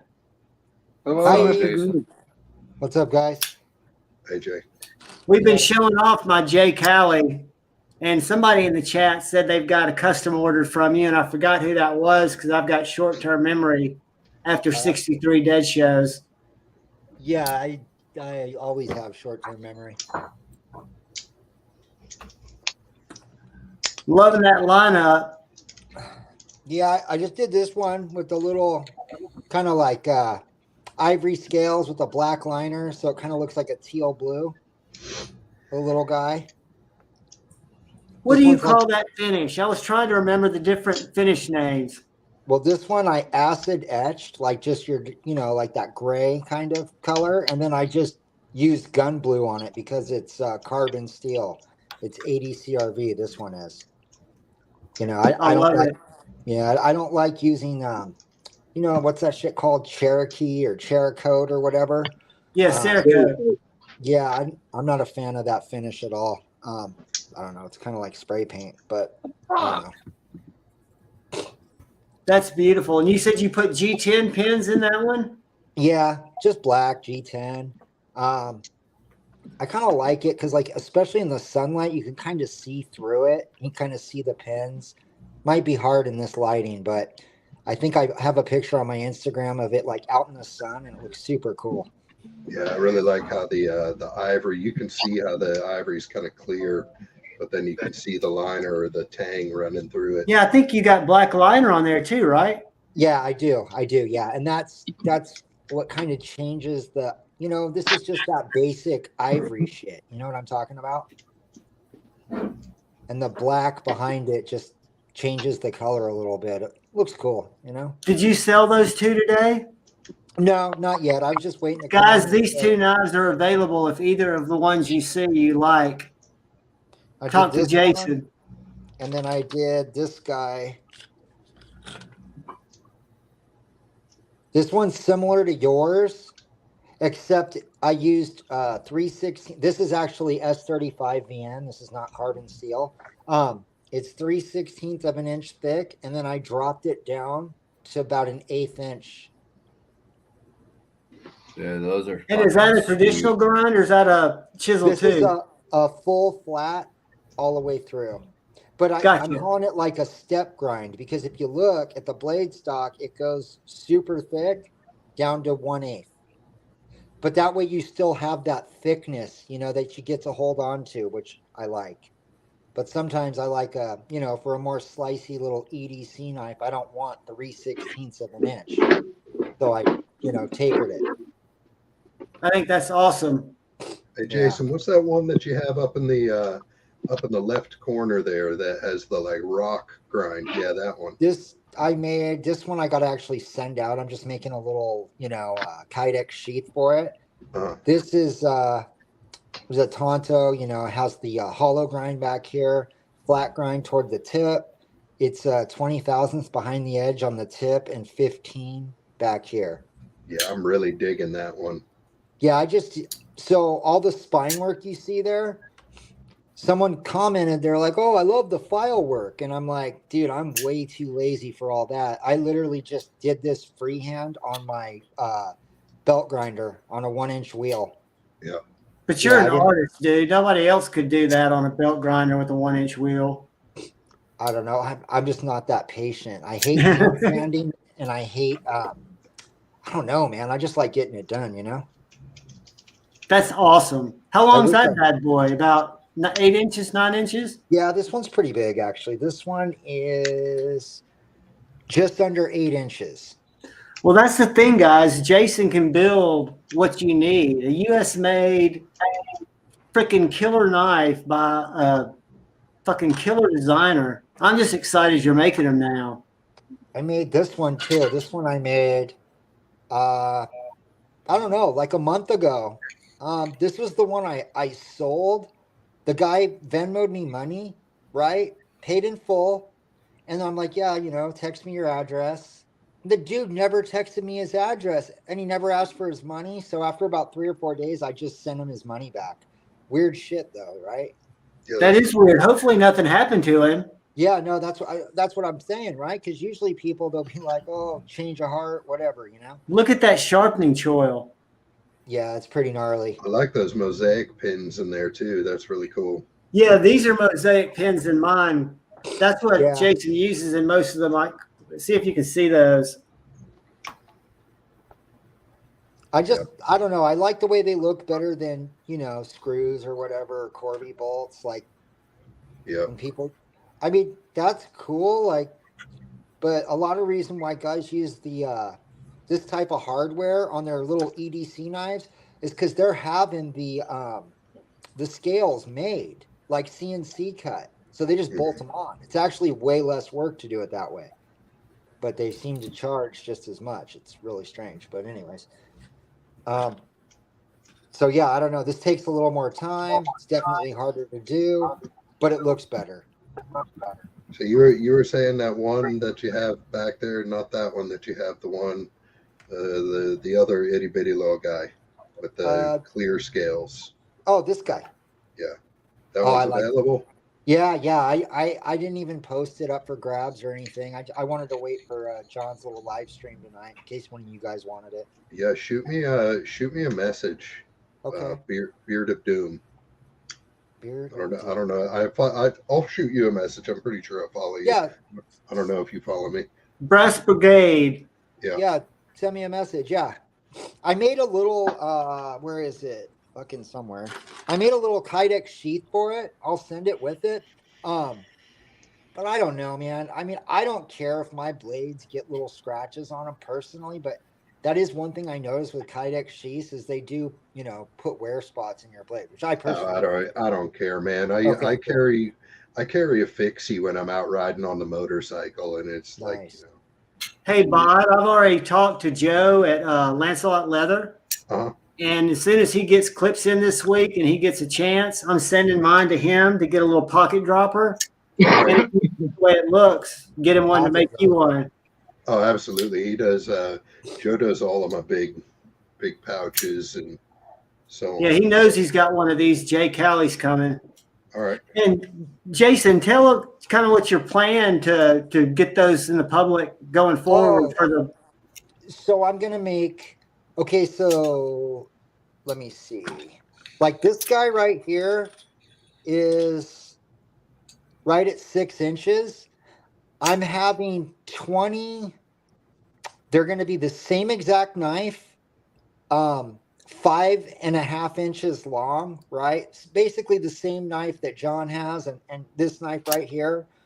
But the only difference is I'm getting the blanks cut with a rectangle so I can put pretty much any blade shape you guys want, right? Like Tonto, Warren, Cliff, drop point, spear point.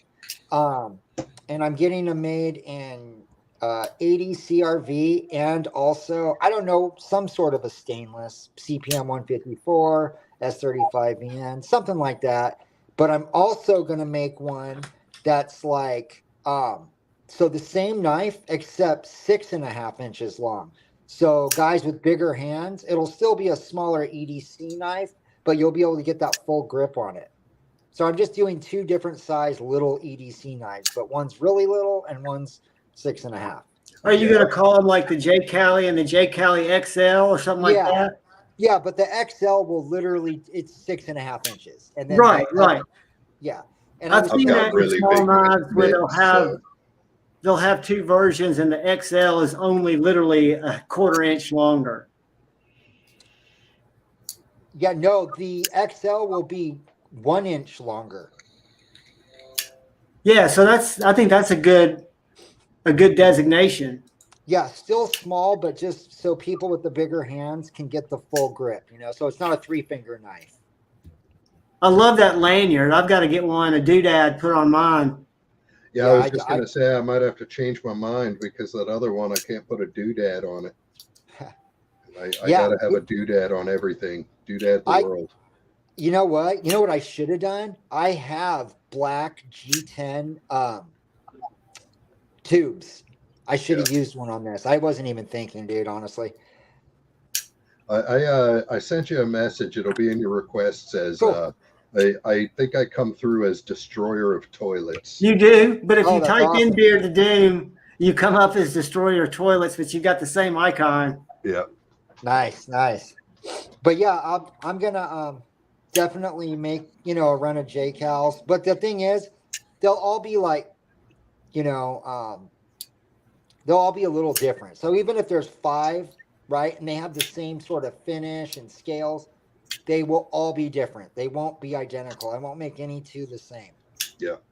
Yeah, just even if it's just like maybe 2 look the same, but one might have a hollow grind and then the other might have a full flat, you know, or maybe the blade shape will be slightly different. But, you know, just so, you know, you have something that no one else really has. So, Hey, Jason, what are they going to cost a roundabout? so I'm not so for like something like, say, this guy, this is the smaller one. I don't know. I'm probably going to just say around, and this is a guesstimate, $200. You know, but that's all handmade with the sheath, all that. And that's just a guesstimate. It might be a little less. It's just, you know, I don't know. I haven't even really looked at how much people are selling these for, you know, like something comparable in size and material and all that. So, I know you've got a lot of time in them. oh yeah. Well, I do. I mean, I don't really. I mean, I wish I had access to have the scales, you know, CNC cut and all that. Like, because a lot of the guys, they'll have the blanks cut for them, and then they'll have the scales literally fucking CNC machine, and they just bolt them on. And that's like doing the handles and all that. It takes as long as it does to grind the knife. It takes longer, actually. Well, that's what makes the knife stand out is how good that wax handle feels. Yeah, I like it. I mean, like I said, these are cool. I mean, I could go have someone, you know, pay him $10-12 a set and just have them all made for me and just make my knives and bolt these on. But I don't They know. wouldn't be unique. I couldn't see charging someone as much as some of these guys do for literally screwing scales on a piece of metal they ground. I don't know. I don't know. I think a lot of stuff that I've seen going on a lot lately is people's heads have just swollen up so big because the whole EDC scene, and I mean, every day I'm posting up pictures of all the fancy stuff that I'm carrying, and people see it and people want it, and then people start hitting up the makers and saying I want that, and they've reached a point where their inboxes are constantly blowing up from people wanting their stuff, and they say, oh, well, I can charge whatever the hell I want, and people are just going to throw money at me. See, and that's the thing. Like, I mean, I have some pretty nice knives, like you guys do, right? I paid some top dollar for some of the knives I have, but now that I'm like started making them, especially on these little EDC fixed blades and stuff, like something similar to this, I'm going on these guys' Instagrams and they're selling knives like this that they literally they make a little sheath, right? Like a little sheath like this. They grind a knife, they have someone else cut the scales, and they screw them on, and they're charging like $250. There's literally 30 minutes of their time in that knife. Let's call it an hour, right? If they etch it or tumble it or whatever, even if it was a couple hours, I just can't see charging someone $250. And then What I really don't get is when they charge that much money and it's like carbon steel. Like steel that literally they paid $8 for the steel on the knife that they're selling for $280. Yep. Like, and then they're like, oh, well, it's in Magna Cut, so I'm going to charge $75 more. Dude, it might have cost you $3 more to make it Magna Cut. I know, because I buy steel in bulk. It is not as much as they want you to think it is. Not even fucking close. Yeah, I was reading up on some stuff that that Magna Cut is actually one of the cheapest steels you can buy. Dude, so when I get these blanks cut for this, right? This is 80 CRV carbon steel, right? I think it was like $16 a blank for the carbon steel, but I wanted carbon steel so I can use my gun bluing technique to get that black blade, you know? Mhm. That's why I use carbon steel. It's literally the only reason. And I do like the way it looks, and I like the way, especially for fixed blades, something about carbon steel. I just like the way it wears. It just kind of gets that patina, unlike stainless. You know, stainless gets some cool looking, you know, patina going too, but not like carbon steel. But long story, it was like $2 or $3 more to get it in like 20 CV. When you see a maker and he's like, oh, we're doing a sprint run and it's going to have whatever your steel is that month, right? Because it's always changing. They're charging like, just like, I can't even believe how much they're charging. Like, I've seen a knife that's normally $300 go for $400 because the steel's different. And it's like, dude, I know it only costs you $3 extra per knife. Like, how can you charge that much? Fucking insane, dude. I just don't even, I don't know. Maybe I'm just like, I don't know. I'm not in it to make money, as you can tell, or else I wouldn't be telling on myself. You know, or you know what I mean? Here I am with a 4 millimeter thick chunk of aluminum that I'm building my prototype out of. I probably should have just bought steel. It would have been cheaper.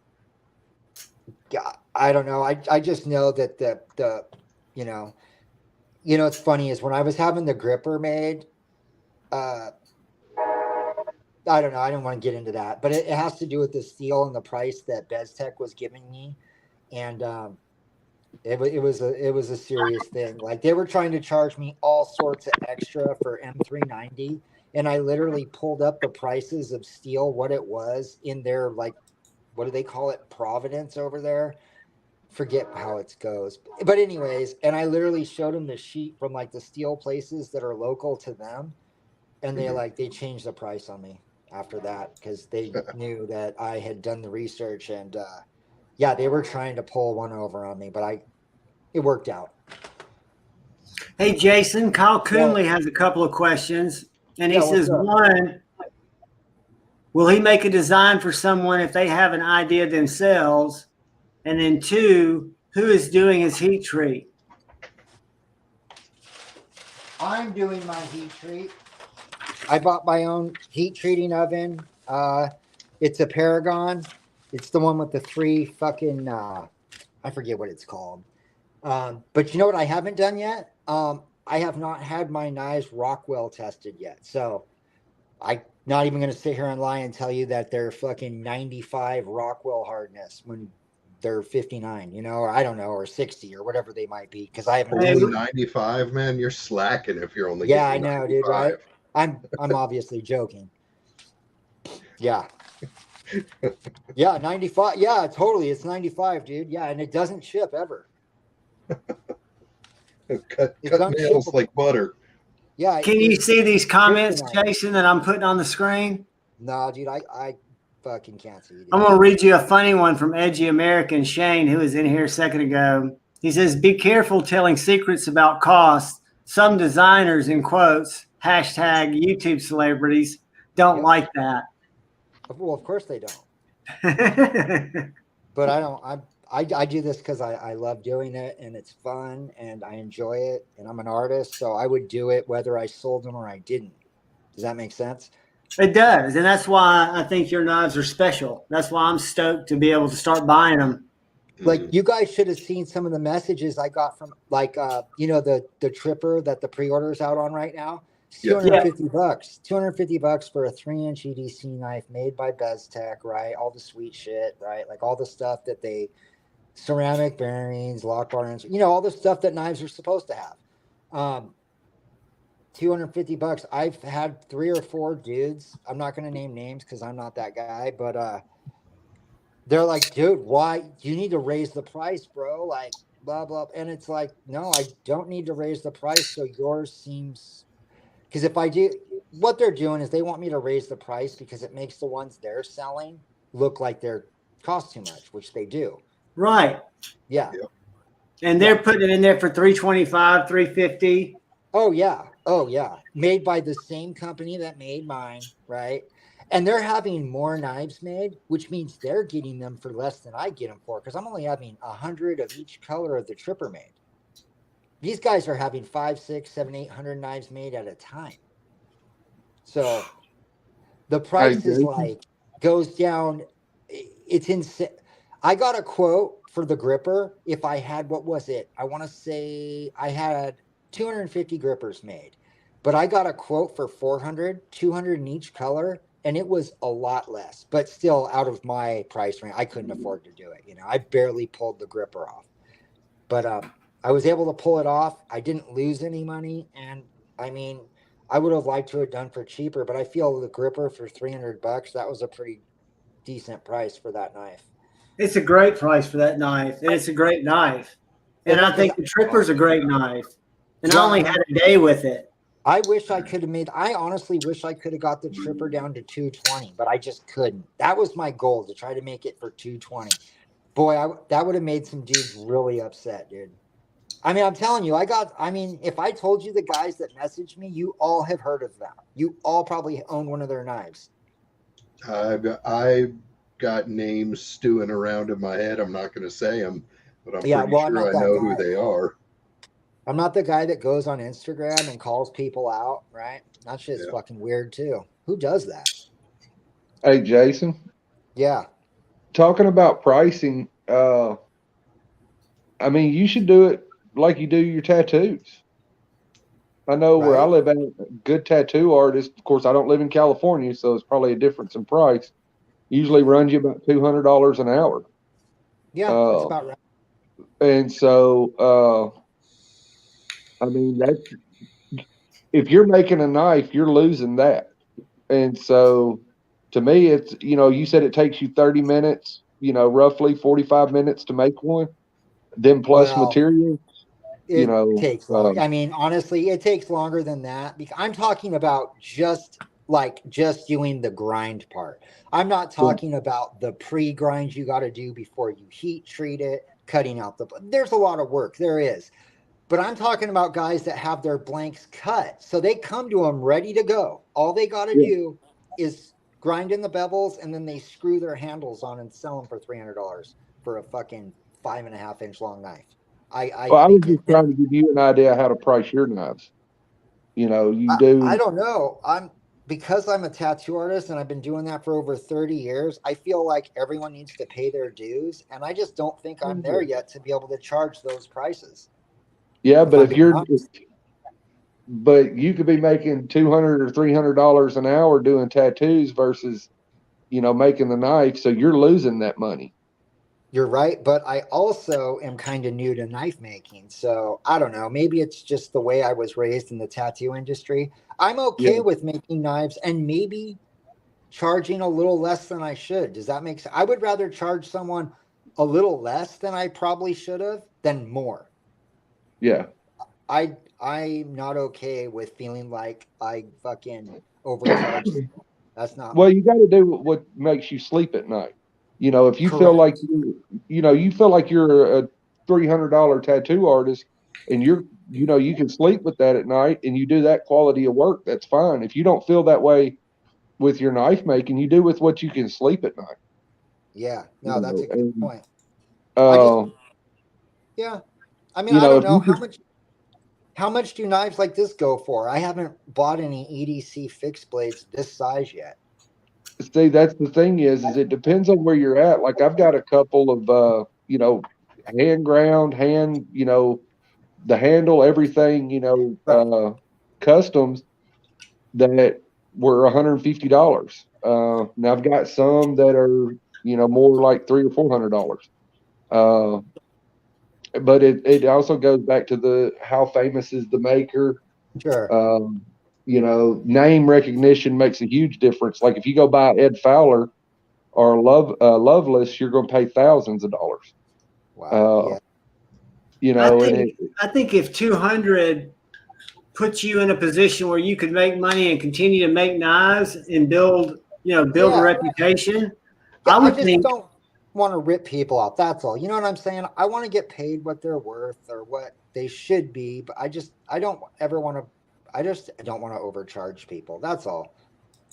The thing is you should make your money back, something for your time, you know, and something for your skill.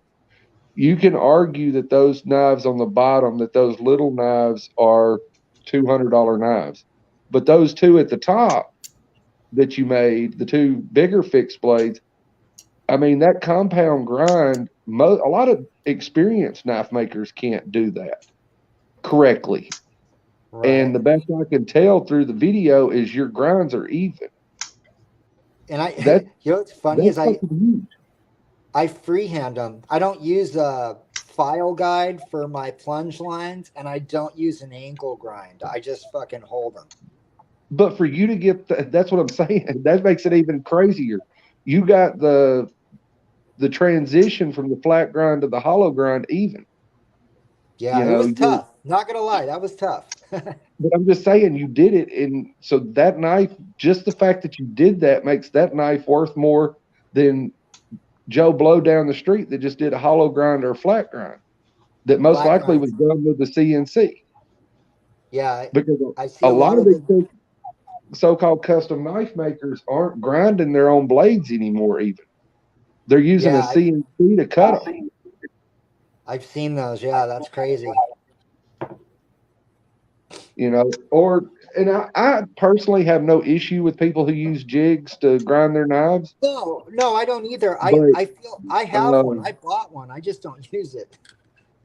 But yeah, freehanding, I mean, that takes it to another level. And, you know, when you start talking about compound grinds like that, I mean, you're talking about a substantially higher value for that versus, you know, one of those smaller knives. And the prices should, you know, should reflect that. You know, and then I'm learning too. I don't know. I've never done this. I've never sold my fixed blade knives, so I'm learning kind of. That's why I come on these things to, get guidance from you guys, because I don't obviously don't know everything.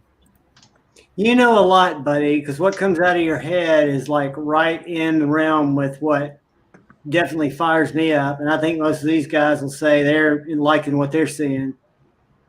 You're doing one thing that a lot of people, knife makers, don't do. And you've done it for a long time. Of course, I've recognized you for a lot longer than probably some of these other guys have, because I've been around the community for quite a while. You are involving yourself with the community even before you started making knives. And then you stepped into making or having knives made, and now you're stepping into making them. And so you have a leg up with that, just the fact that you're willing to even be a part of the community. Well, because most knife makers and most people in the knife community only freaking talk to us when they're trying to sell something or at a blade show. Sure. Well, I mean, the people I look for my ideas, whether it be on, a little production knife or these little fixed blades, I talk to you guys. I want to know what you guys want, what you think's cool, right? And then put my own twist on it. That's thing that you just had in your hand right there, that almost frag jimping that goes all the way down the blade, that is incredible. Yeah, that's insane. Talk about that. I don't think Bod Bearded Doom's heard why you designed that knife like that. Okay, so it's called the mini gripper. It's clearly not very mini though. This is the original gripper. Yeah. So it's actually taller than the original gripper. It is shorter, but it's thicker too. But here's the thing. So this knife, what makes it unique and what makes it different than any other frame lock I've seen is the way it locks up. So, you have your stop pin. Let me see if I can get it for you. Hold on. Yeah, gotcha. All right. Got my cool little EDC flashlight. Okay. See the little stop pin in there? Yeah. Okay. So see that little divot right here? Mhm. That sits on the stop pin, and then the spine of the blade, this flat spot, rests. You can see the wear where it's starting to form, which is exactly what it's supposed to do on the backspacer. And the Yeah, that's super backspacer is cool. held in by 3 steel. There's standoffs in the titanium backspacer. So Okay. you have 2 forms of lockup. You have the stop pin, which is over an 1/8 inch thick. And then you have the flat of the spine of the blade that also connects with the backspacer, making Yeah, it extremely solid. that's very tactical. Yes. A lot of the military knives that I used to carry back when I served had a stop like that where it was actually the blade was butting up against Yep. something more than just the stop pin.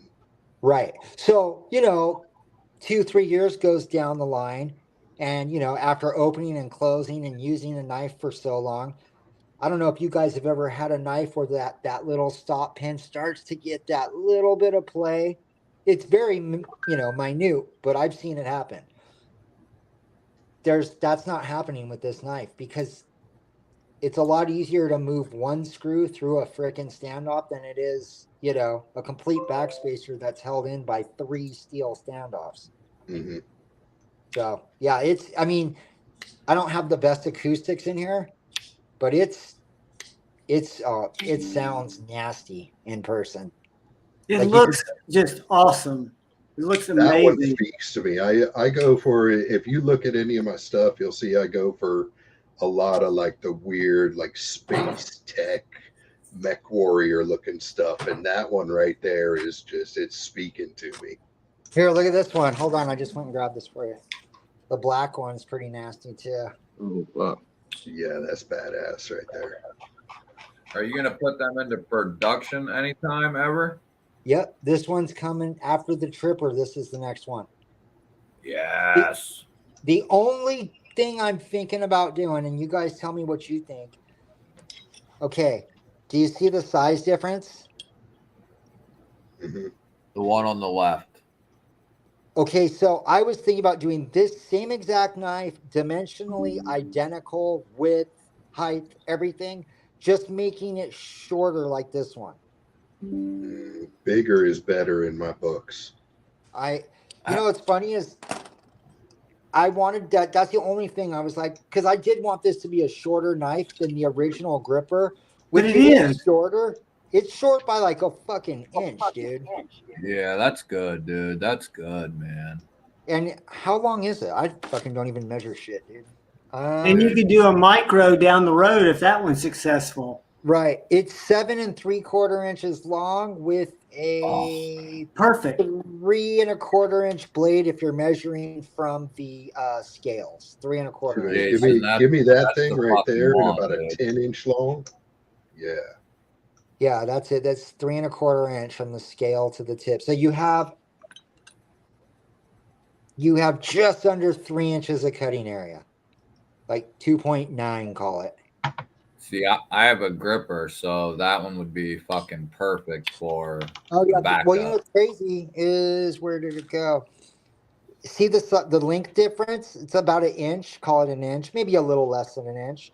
But cutting area, you only have about a 1/4 inch difference. Yeah, man, that's perfect, dude. I what I'm think that's saying? perfect too. So inch shorter overall, but only a 1/4 inch less cutting area if you're just measuring the cutting area. I'm all over that. Especially you keep the frag with the jimping all the way up the spine like that, man. And the That's- black to match mine, Yeah. to match my full size gripper. Yeah, I like the black a lot, man. I don't know. I don't know which one I would pick. I like them both, so. Yeah, Boy, the see, I satin got looks that. But You got another vote over here for black. yeah, I like black. It's so dark. They do a really good job on their PVD coating there. I will say that. Yeah, and the blade does not show wear. I mean, I've run this thing through so much cardboard, and then I clean it up, and I don't have any marks on the blade. I haven't hit anything hard with it, but Yeah, I I'm mean, a I got. metal whore. Give me that thing with the you get black. my coupon book. Give me the black PVD with a Timascus clip and backspacer, dude, and Oh. I'll be up on that thing. Here's a time master.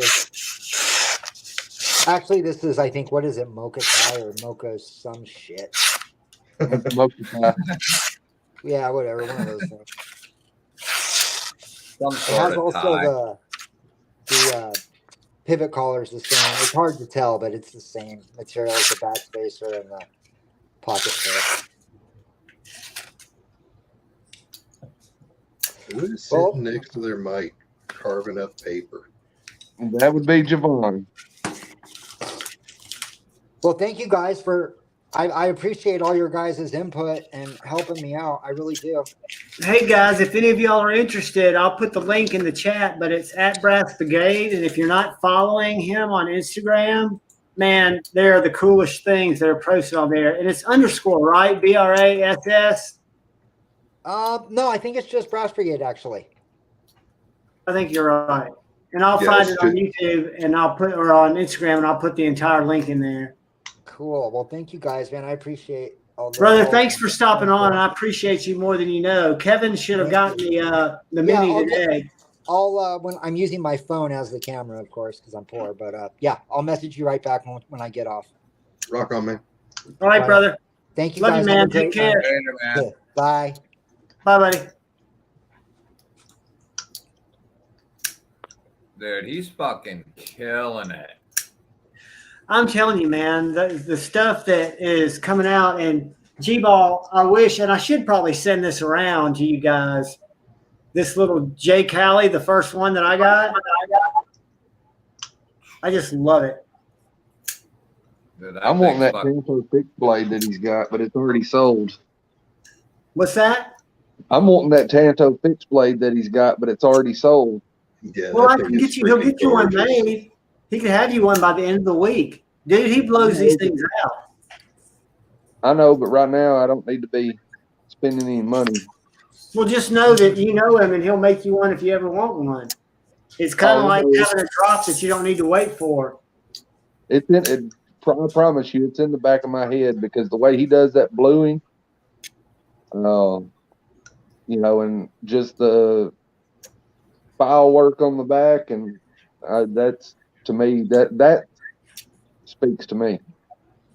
Yeah, his craftsmanship's on another level, and his artistic interpretation to me is just kind of like, and he acts like it's no big deal. He's like, well, no, I'm not really sure about this one. I'm like, dude, that is amazing.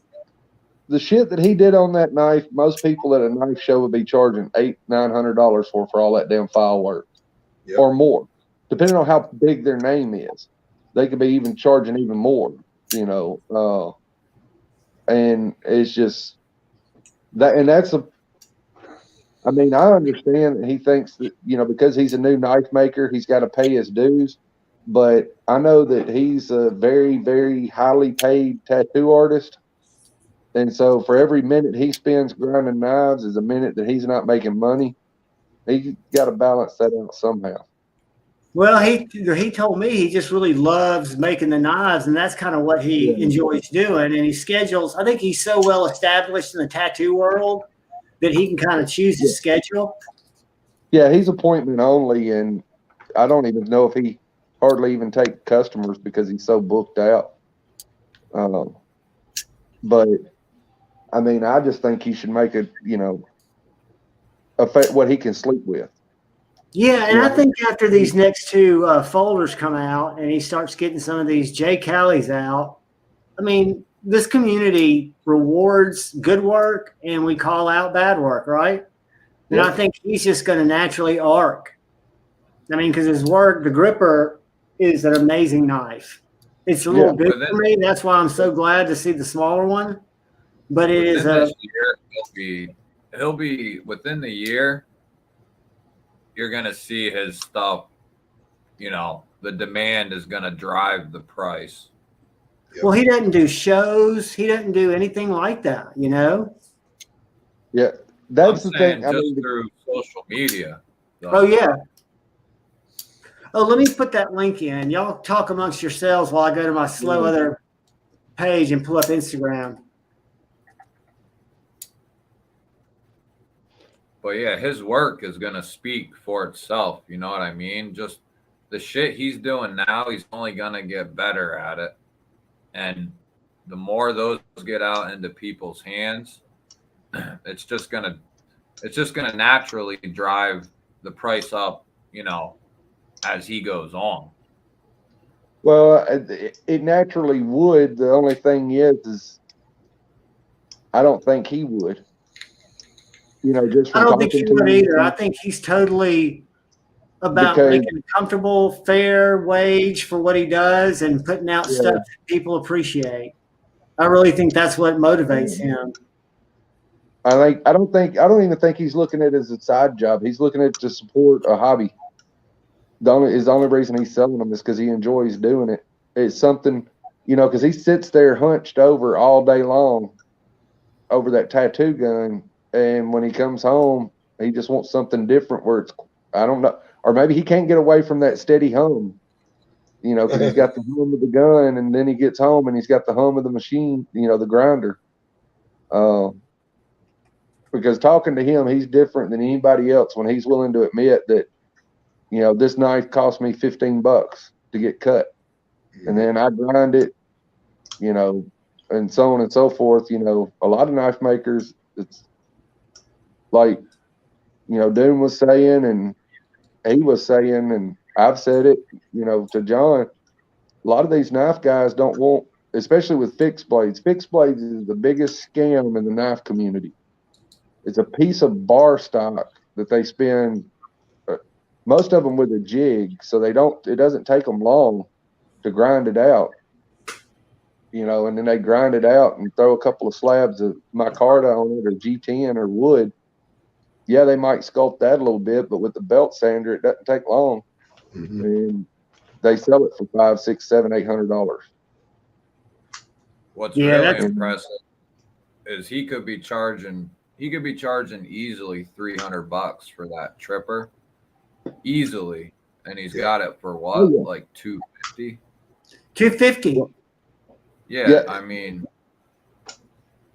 you course, can you're gonna tell be able to- right there.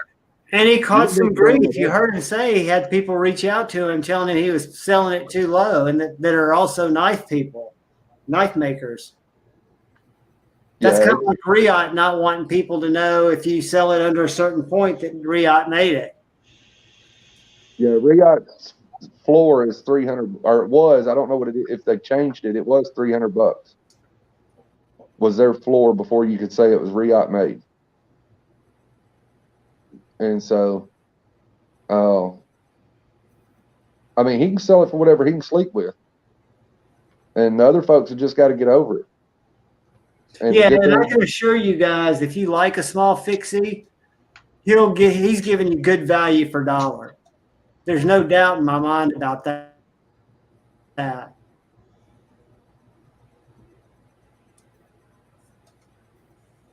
but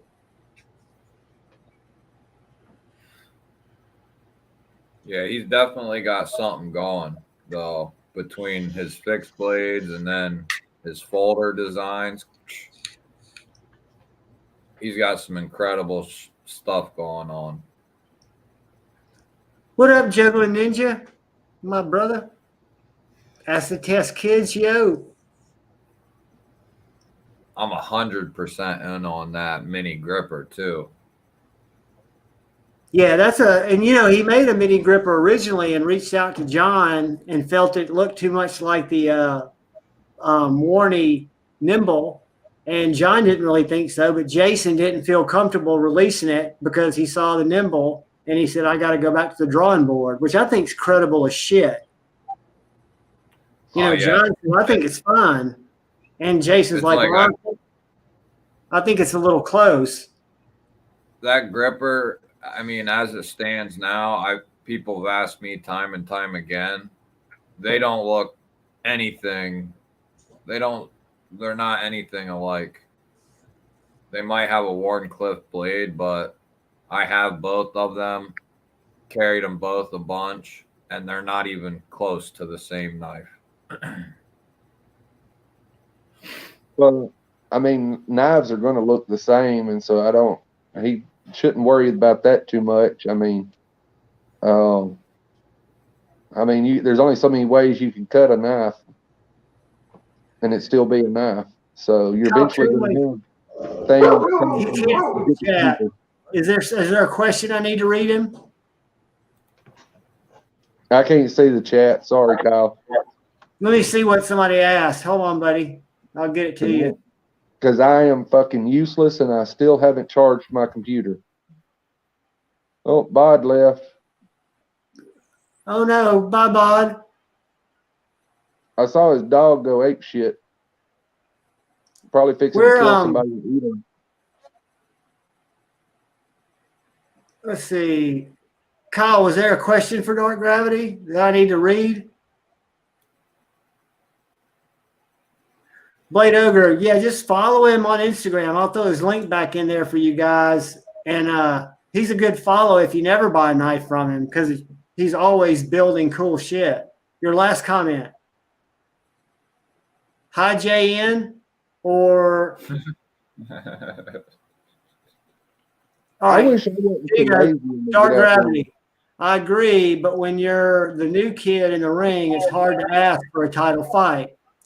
I think I do killer edges, but I can't charge what some of the seasoned guys charge for. That makes sense. And I agree with that, Kyle. I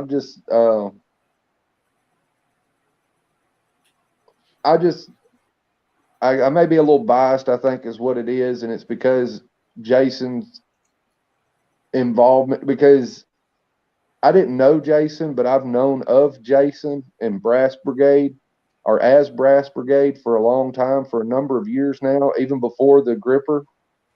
And I know that to some degree, as far as, and like I said, this is just a bias for me, that he has paid some level of dues. I'm on a live stream. Or to me, he's paid some level of dues just based off the fact that his involvement with the community. The fact that he's willing to sit down and talk to us. I mean, how many other, you got Ben with Jack Wolf's, but okay, that's really about it. I mean, yes, you've got, like Lefty, but Lefty is Devo Knives. KC is Tempest Knives, but outside knife makers, not a lot of them are willing to sit down and talk to the community and take our input. Jim Skelton has a channel, but he doesn't take a lot of input from those of us out here. Lefty will, KC will. They have prototypes made and pass them around. But to me, that gives me a lot more respect for those guys because they are involved with the community. But I agree, and that's the reason ultimately I said he's got to charge what he can sleep with at night. If he feels like a fair price for that Jay Cali or whatever, however you pronounce it, if he feels $200 is a fair price at the end of the day, and that's what he can sleep with, hey, that's perfectly fair to me. Like I said, most of y'all probably know who Bob Lovelace is. Some of you may not. A lot of people consider him one of the greatest knife makers of the last 150 years now.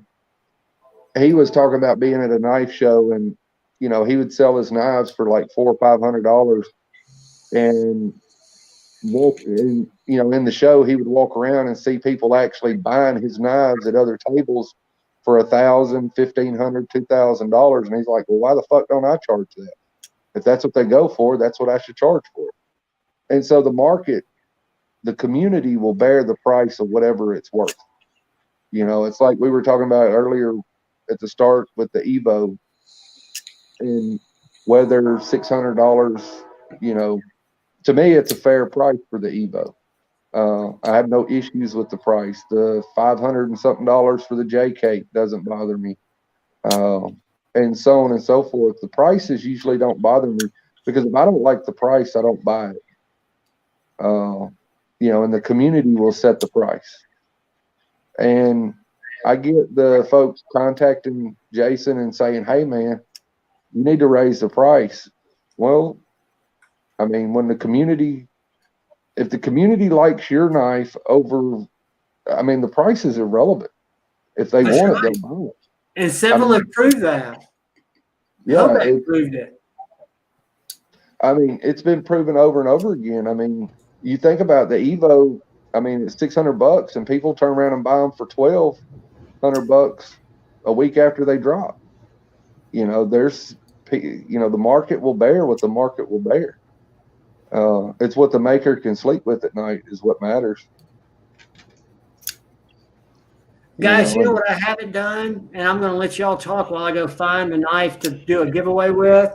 Because I'm going to have to end tonight about 10:30, not just to make time for Maddie, but I've got to go do a designated driver duty of mine. Somebody just reached out. So give me just a second to go find a knife, and y'all talk amongst yourselves. That's actually why I had to kill my camera right there. My wife was peeking her head around the corner, and I was supposed to be going and picking up our buddy, but he got way too hammered way too soon, so she was going to get him anyway. I just saw your dogs go crazy, so I thought they were going to kill somebody that showed up at your door late. No, it was my wife creeping around, trying to get my attention. This boy back here, he's so broken. He's only like 5 years old, man. He's got cancer. He's had a full knee replacement. He's got a second knee that the doctor said don't even bother replacing another knee because that's going to be another $7,000. And then as soon as he's able to run again, the doc gave him another month. He showed me the x-rays of his hip joints, and they're so destroyed that within a month he would need a full hip replacement again. So he's pretty much just my fat, lazy boy that hobbles around on 3 legs at this point. I had I had to put her down right after my birthday this past fall. She had cancer in her hips and uterus and pelvis, and it spread all the way through. Sounds like a boxer. Pit. Okay. Yeah, she had it for a while, but the vet I'd been taking her to just thought it was, because pits are known to get that. What is that? Where they get red skin and their hair falls out? I can't think of what it's called right now. I forget what it's called, but I know what you're talking about. Not mange, no. Yeah, it's not. It's just like an allergy type thing. Yeah. Hot spots, and that's what he kept saying. It was like hot spots, and well, I ended up taking her to another vet that was, local or just happened to be open because she was really sick, hadn't used the bathroom in like a day or so, and all that kind of stuff, and he was able to actually figure out what was wrong. And her leg had started swelling up and her hip had started swelling. And I mean, it changed like pretty quick. But that happened with my last boxer. I lost her maybe 6 months ago at this point. And it was the type of thing where she had, I actually found her abandoned at a dog park when she was about 8 years old. And she had a massive, probably like cantaloupe sized tumor hanging off of her belly. And I went and I took her to the vet, and we couldn't find any owners, and the microchips came back as disconnected phone numbers. So whoever had her dumped her off at a dog park, knowing that somebody that loved animals was going to find her and take care of her. Oh, yeah. And I did. And it was the exact same thing. I was taking her to one vet, and I was finding things, and they were taking tumors off, and they kept taking tumors off, but they never x-rayed her. And just out of the blue, she started hacking, and she was having a really hard time breathing. And we took her and they x-rayed her, and it turned out her entire lung cavity was just one massive tumor that had got to the point where she could barely breathe. And it went from X-ray to I took her home, let her hang out with the other dogs for a couple of days, and then took her right back. And I was like, I can't keep her around as much as I want to keep her around until she goes. It's not fair to leave her in that much pain. That's I've such seen- a tough call to make. I mean, but you made the right call. That one that just jumped on the bed, she's my little trooper. My daughter was out playing in the backyard, and the other dogs started barking and being idiots, and she came barreling out and knocked my at the time about 4-year-old daughter, like clear knocked her across the backyard. It turned out there was about a 5-foot eastern diamondback back there, and she just barreled my kid out of the way and took three hits to the neck to get my kid out of the way. Save your kid's life and put herself in risk. Mm-hmm. I mean, a lot of people don't realize that dogs will do that. That was down in Florida, was it last summer, the pit bull attacked the coral snake, and of course the coral snake won. Mm-hmm. And in a sense, but the coral snake didn't get the kid. Yep. That pit bull gave up its life to protect that kid. Yeah, she almost didn't make it, man. We took her to this one emergency vet. It was absolute garbage. Our friends that are veterinarians are they're still talking about it to date. We took her to this one emergency vet. 12 hours she was there. They didn't give her fluids. They gave her Benadryl. Took her home. She almost died. She hemorrhaged. And then we took her to another emergency vet. She was there for about another 3 days, 2 rounds of antivenom, and a very, very big bill later, but she's still kicking. Still kicking. That's awesome. Everybody put hashtag BOD in the chat, and we'll give away this Asher S35VN lock blade. It's not the Spiro. I forget what's the name of this knife. Is that the Picket? It's not the Picket, because it's thumb studs. I'll look in my here, I'll tell you what it is. I'll look at my spreadsheet that I never push auto sum on. Is it the Douglas? Yes. I think you're exactly right. Does it have a thumb stud and fuller? Yes, it's got thumb studs, G10, S35VN. It I is. think the Douglas had micarta. It might be my Carta. I've got too many damn knives, guys. Going through the spreadsheet is scary. I can't even find my Ashers. Asher knives. It's a Nero, Oh, okay, yeah. but it's drop Yep. shutting. I can thumb flick it. It's got great detent. I can middle finger flick it. It falls to my thumb.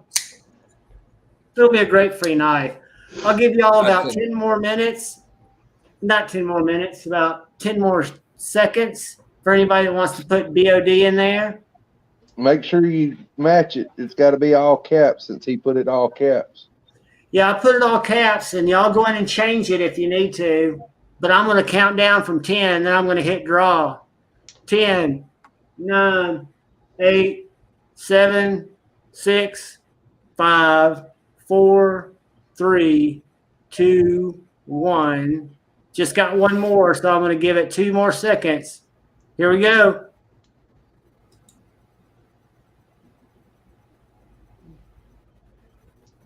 Who's it going to be?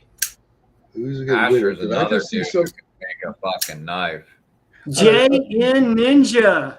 So The I'm used on my name right there, and I was going to laugh if The it was myth, the Claude for Claude. legend. Did I just see somebody's name scroll by as Coprolite? Yeah. Yeah, that's Steve.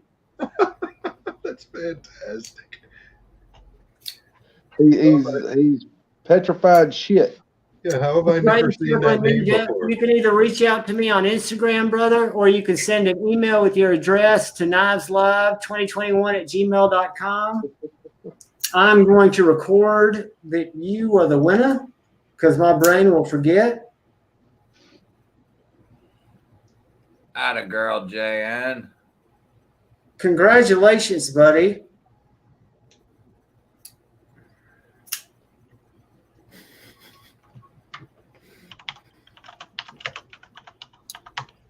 All right. And I promise, guys, one of these lives we'll do multiple giveaways. We'll just kind of have, because I've got to clear out a lot of knives to make room for my addiction to fixed blades. So I want you guys to benefit from them, but I just never put it in titles because I don't want to draw people into the live just for giveaways. Not that I don't want them to get giveaway knives. I just want my tribe here, people I love that are here for the chat. And Bud, I'm so glad you're here. G-Ball, glad you're here. You guys are always welcome. And what I'm going to do is I'm going to add Bud to our group chat. I send out a link to about 5 people, 6 people, so that any Friday night that you're bored and you want to jump in, every Friday or every Thursday I send a link. Just know that you're welcome anytime, my man. Rock on, man. I appreciate that. Do you guys have anything? I'm going to start with G-Ball and let y'all, just because I've got to break out of here early and go be a designated driver. G-Ball, you got any words of wisdom or ask anybody to go sub to your site? I know if anybody in here hasn't subbed to G-Ball's site, you're missing out. But I'm sure you are all subbed. I know what I'm going to do. I'm going to drop some links in here before we go. Nah, I don't really have any parting words of wisdom, but I do have, don't forget my live stream is tomorrow at like 11:15 a.m. Eastern. I am so glad you're doing a Saturday morning stream, buddy. I might not be doing a lot of chatting because I'm usually sitting on the couch getting my head right, but I do listen. No, that's part of my thing, man. I want people to be able to wake up on Saturday and just, whether they come and talk or they come and listen, just have a place to hang out for a little bit. Give me a second, guys. I'm just pulling up some links. We'll put them in the comments in case y'all don't have these. One thing I can say is like for a while there on Saturday mornings, I'd wake up and I was always like, damn, I wish somebody was having a live stream, just to go and sit and listen or whatever if I felt like talking. And then I started up and I was like, fuck it, I'll hop on Saturday mornings if nobody else is, I'm glad you did, man. Because again, it's you're getting a lot of people in there, and it just shows that all of us. The way I look at it, live for me are I want to be in all of them that I can just to see you guys in the chat and to be able to communicate with y'all. So here's G-Ball's link. Then I'm going to throw Bod's link in there. Y'all go subscribe to these people, please, if you've not yet. Is that me in here talking about the bulge of doom? What the hell stream was that? Was that in one of your streams? I don't even remember. Well, Thrasher comes on after me. I love knives. Which makes Saturday mornings just so laid back and so chill. Dark Gravity, your Instagram is @dark_. Gravity, right? Huh? _gravity and _EDC, right? Yep. _EDC.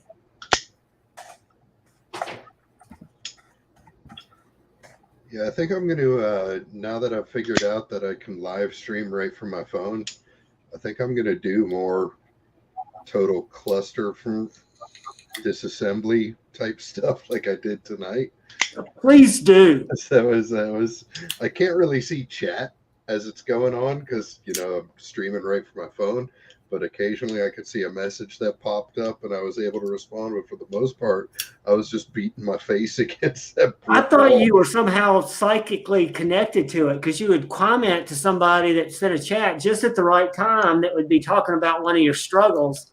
But guys, when you subscribe to Beer to Doom that I just put in the link, if you're not, make sure you set the bell notification icons because when he goes live, stop what you're doing and go watch that shit. It will make you laugh your ass off. Yeah. Well, guys, I'm going to see all y'all tomorrow morning in JuhVon's Live. I thank every one of you for coming and hanging. I love all of you. I'm sorry I have to go pick up this person, but I'm going to do it because it's the right thing to do. Please look out for the guy or gal to your left. Please look out for the guy or gal to your right. Look out for one another. I love all of you. Till we meet again. Peace. Love you, brother. Thanks for having me.